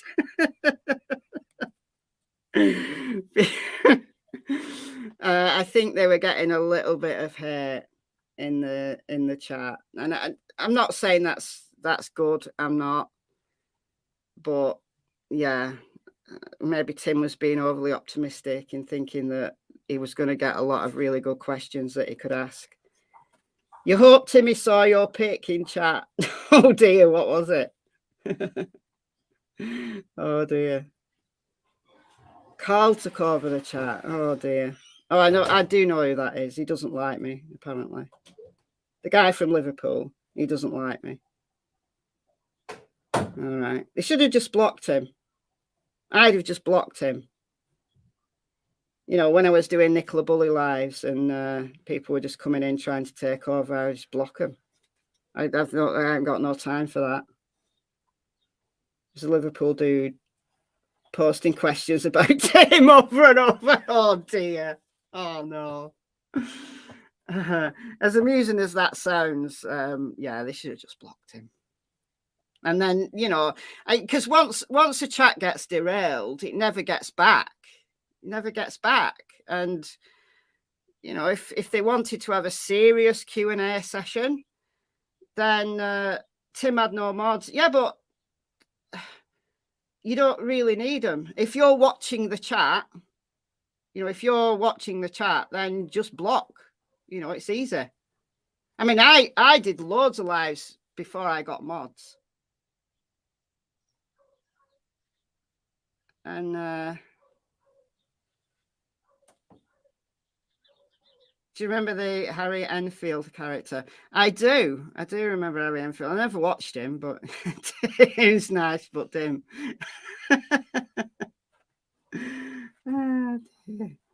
That's a good question, Holly. Why did Tim download the content of Don's phone while he was in jail? Don't know. I mean, we don't know if he really did. That's the word on the street, isn't it? But yeah. Yeah, so Tim was having a hard time getting some real questions, but they get a real question, I think, in a minute. The second, let's see, we do have. Yeah, even people are begging at the chat. See, it's interesting, Don. Just a few years ago, there was no such thing as all this chat and stuff. And I said there was no such thing as all this. And so basically nobody knows how to do it. Nobody knows how to tame it. And you walked into. Yes, we do. Yes, we do. We do know how to do it. We do know how to do it. It's very simple, right? Tim just refused to do it. Tim said he wanted to give everybody the chance to say whatever they wanted and then complained when there was no real questions and said, oh, nobody knows how to do it. Yes, we do. You simply just block the person that's derailing your chat. It's as simple as that. That's it. Get a couple of mods that you can trust and get them to help you out if you want to concentrate on your interview. This is just a word to Tim Mullin if he ever sees this video. You know, just because you don't know how it works or you refuse to block people who derail your chat, don't say that this is because it's the newfangled social media that's upsetting everybody, because that's not what happened in your chat last night. That's not what happened. You might not know, but people do know how chat rooms operate. Just block the people who come to troll you, and everybody has a better life. And you can do your interview and get some really good questions that you can ask your subject, Mr. Don Wells. There we go. Get into this question in a minute. I've gone too far. I started at 52. I should really have started maybe about here, but anyway, don't matter. It's coming up. I promise. It's coming up. To the middle of it, and you could write a book on what you've learned just from social media. Spirit Hunter. Tim's blaming YouTubers for everything, including his ability to use YouTube. Absolutely. 100%. Nail on the head. Absolutely. That's why most, even celebrities, I'm not saying you're a celebrity, the celebrities drop it. Yeah, they drop it. I believe they'll be passing some laws in the future. But let's say this. Oh yeah. Yes, definitely things are being worked on. That'll be another topic. I do want to say this. There are some amazingly kind things being said over here, Don, by. Oh, thank you all. Just some wonderful people. Very appreciate it. Yes. I'm working on that. Trying to, God has really opened my eyes. In my younger years, I didn't understand these things, and I was lost, like a lot of the people out there that are hating. I was that person. That was me. I didn't understand anything about God, and I felt like I was a loser all my life. I was just that same person, really. So definitely not judging. It hurts when the hateful people say stuff like that. Yeah, it hurts. It really does. I want to attack. So block them. So block them. Don't rise to it. Just block them. And you're still that person when you're drunk. You're still that person, Don, when you're drunk. This is PR at its very best. This is just a PR exercise. And I'm not even saying that Don Wells is responsible for what happened to Summer. I'm really not. But this is bugging me because it's just PR.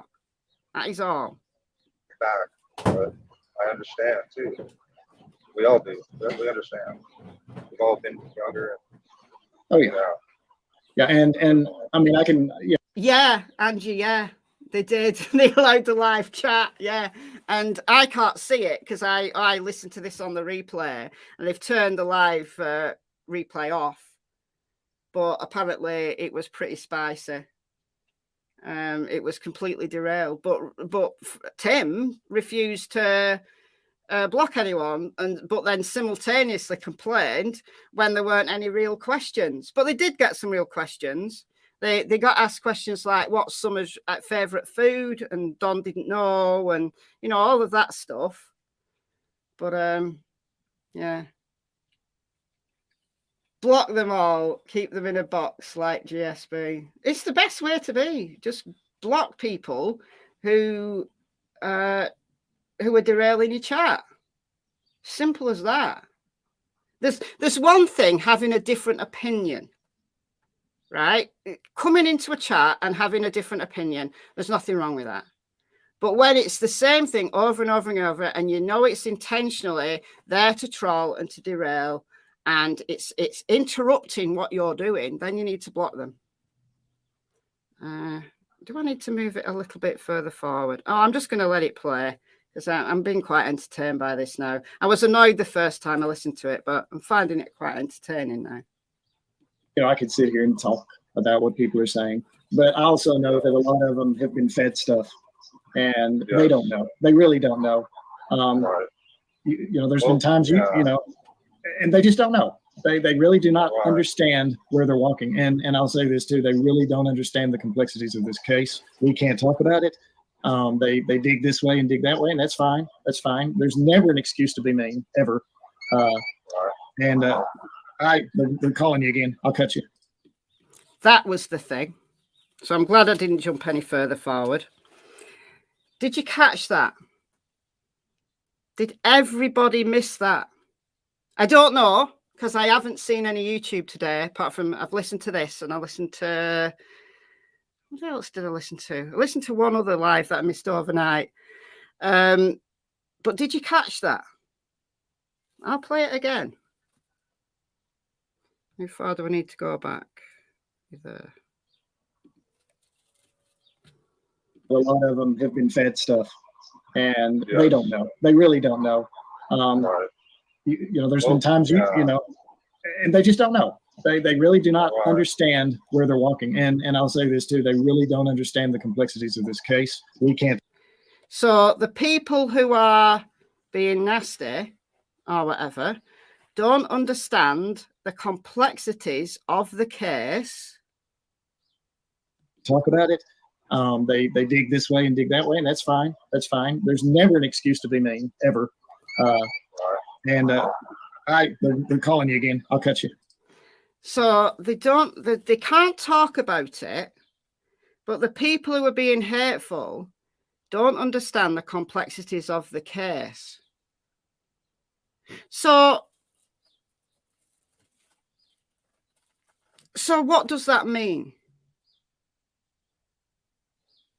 Because is this Tim, Mr. Mullin? Maybe you could answer this. Is this Tim trying to put across like a smokescreen, a white lie, you know, making it out that the case is way more complex than anybody realizes, because they know, like Tim and Don know what's really going on in this, you know, law enforcement investigation. and law enforcement have confided in him. So law enforcement, you know, this leads us back to what's been said by law enforcement this week in the media. This is why I wanted to play this one sentence was what I was looking for. Because Leslie Earhart to the Times News Online said that there's nothing they can share publicly at the moment. So that leads you to believe that maybe, you know, she is a bit of a wordsmith. I do like Leslie. Although she's never replied to my tweet, I don't hold it against her. I asked her, I tweeted her about the footprints and she never replied. I don't hold it against her because I actually quite like Leslie. She watches her words very carefully. And I don't believe that she'd say that if it wasn't true. I don't believe that Leslie would say that. I believe Leslie would say there's no new developments. There's no new developments at this time. Something very vague, but truthful. But saying that they can't share it publicly leads me to believe that Leslie has chosen those words because they are working on something that they are not able to share yet. Team that with what Sheriff Lawson said to News Nation in an email, that he is expecting to have an update in the near future. So team those two things together, and the only thing that I can conclude is law enforcement are working on something. They are working on something, but they can't share it yet. Any news on a press conference? No, there's not going to be a press conference today. But Sheriff Ronnie Lawson told News Nation a couple of days ago. When was this article? Hold on. This article here by News Nation. Was it yesterday? Yeah, it was yesterday. This was published yesterday. So Sheriff Ronnie Lawson says here, while the sheriff declined an interview, he emailed a response saying he expects to have an update on the case in the near future, which leads me to believe that when they can, in the near future, when they're ready, they're going to have a press conference. They're going to do something to tell us what this new update is. In my opinion, I think they're just, you know, they're going to just arrest someone. I think the update will be that there's this break in the case and they arrest someone. But I might be wrong. I might be wrong. They might have something else that they want to talk to us about. And that's great. But they're not ready to tell us yet. So when Tim Mullen comes along on the very same day that this was said by Sheriff Ronnie Lawson, or at least put out by News Nation, Tim comes along and says that people don't understand the complexities of the case and they can't talk about it, leads me to believe that either Tim is just making it up to sound important to make the haters believe that there's a lot more going on and they absolutely, you know, really know nothing. Or, and I don't believe this to be true, but that law enforcement have confided in them. I don't believe this for a second. You know, it's coming out of my mouth, but I don't believe it for a second. That law enforcement have confided in them about the complexity of the case. And they're now sitting on this information. And, you know, they're saying to haters, you know, you just don't know. You just don't know. This case is hugely complex. We know that. We can't tell you at this moment in time. So basically saying what law enforcement have said. You know, that we can't tell you yet. We can't say this publicly yet.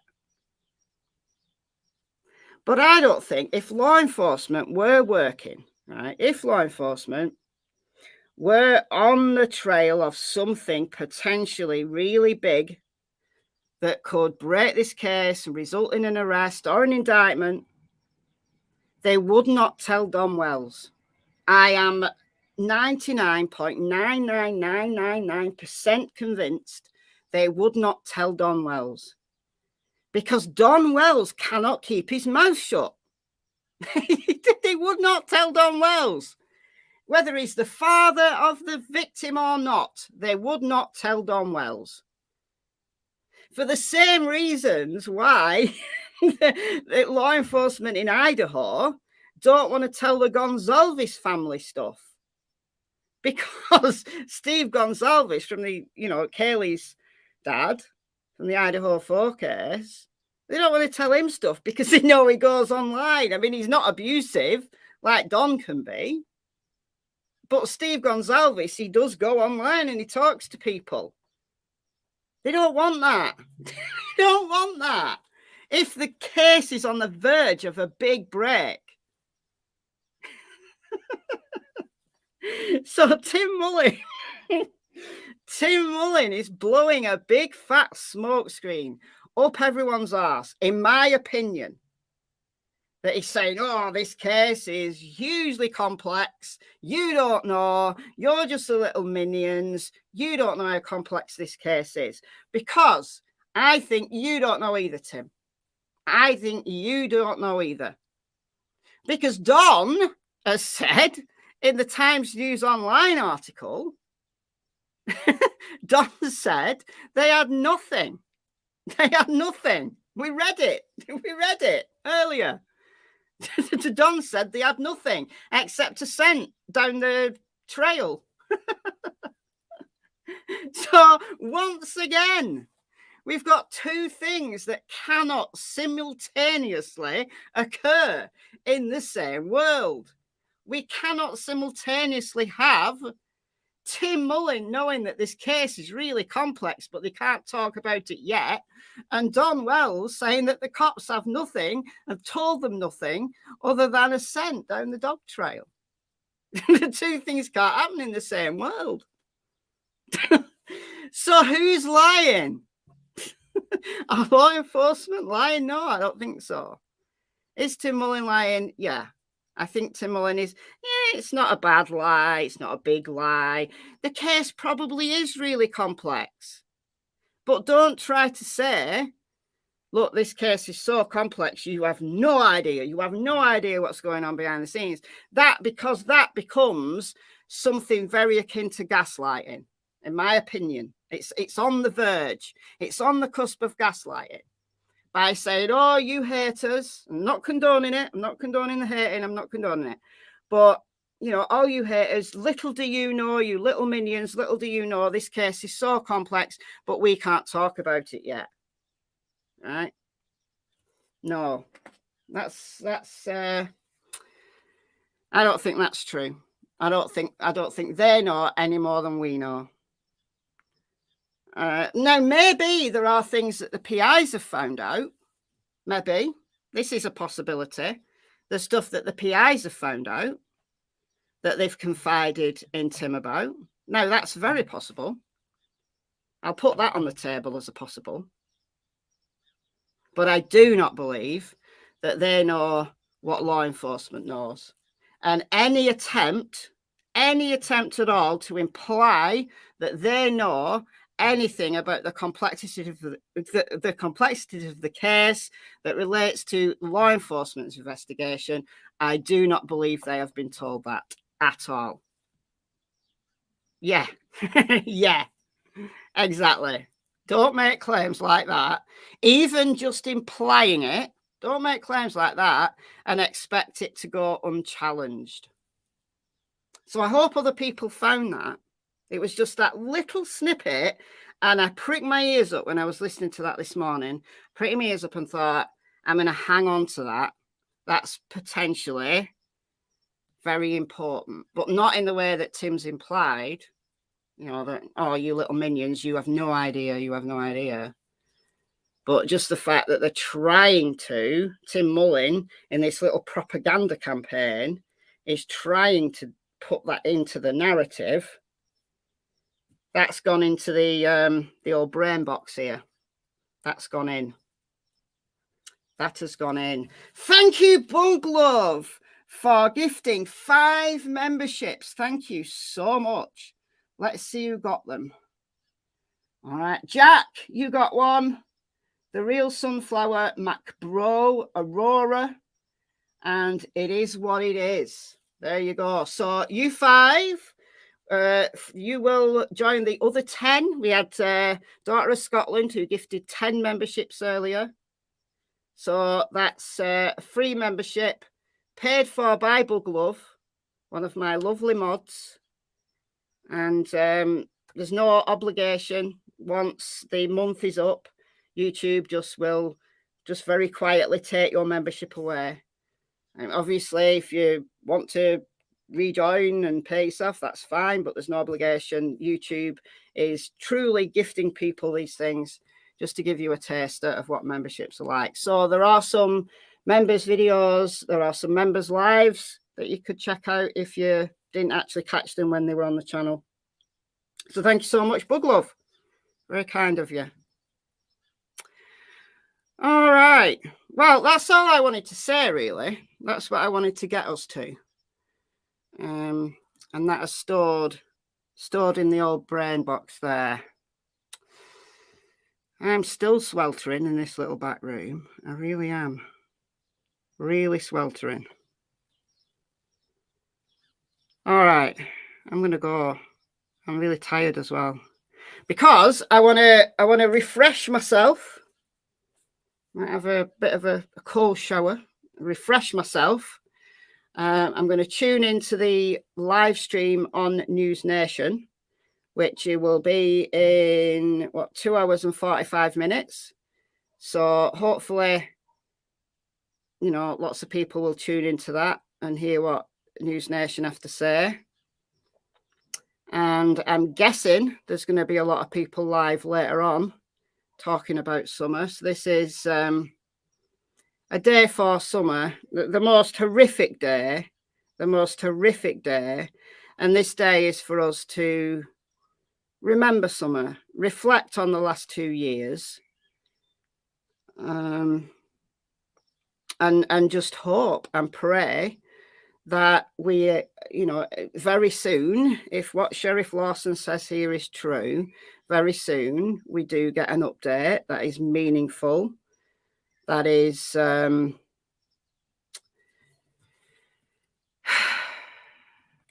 it brings some justice and some peace, just something, brings us something. And that we're not, another year down the line, that we're not still here talking about the events of June 15th, 2021 with absolutely no new information. This is a day for summer, the most horrific day, but it's for us to reflect. And that's what I'll be doing. That's what I'll be doing for the rest of the day. Buglove's been a member for 5 months. We are still looking for you, Summit. We absolutely are, and we won't stop. We will not stop. I did a little, I'll show you this. I've made a little fairy forest for summer. Hold on.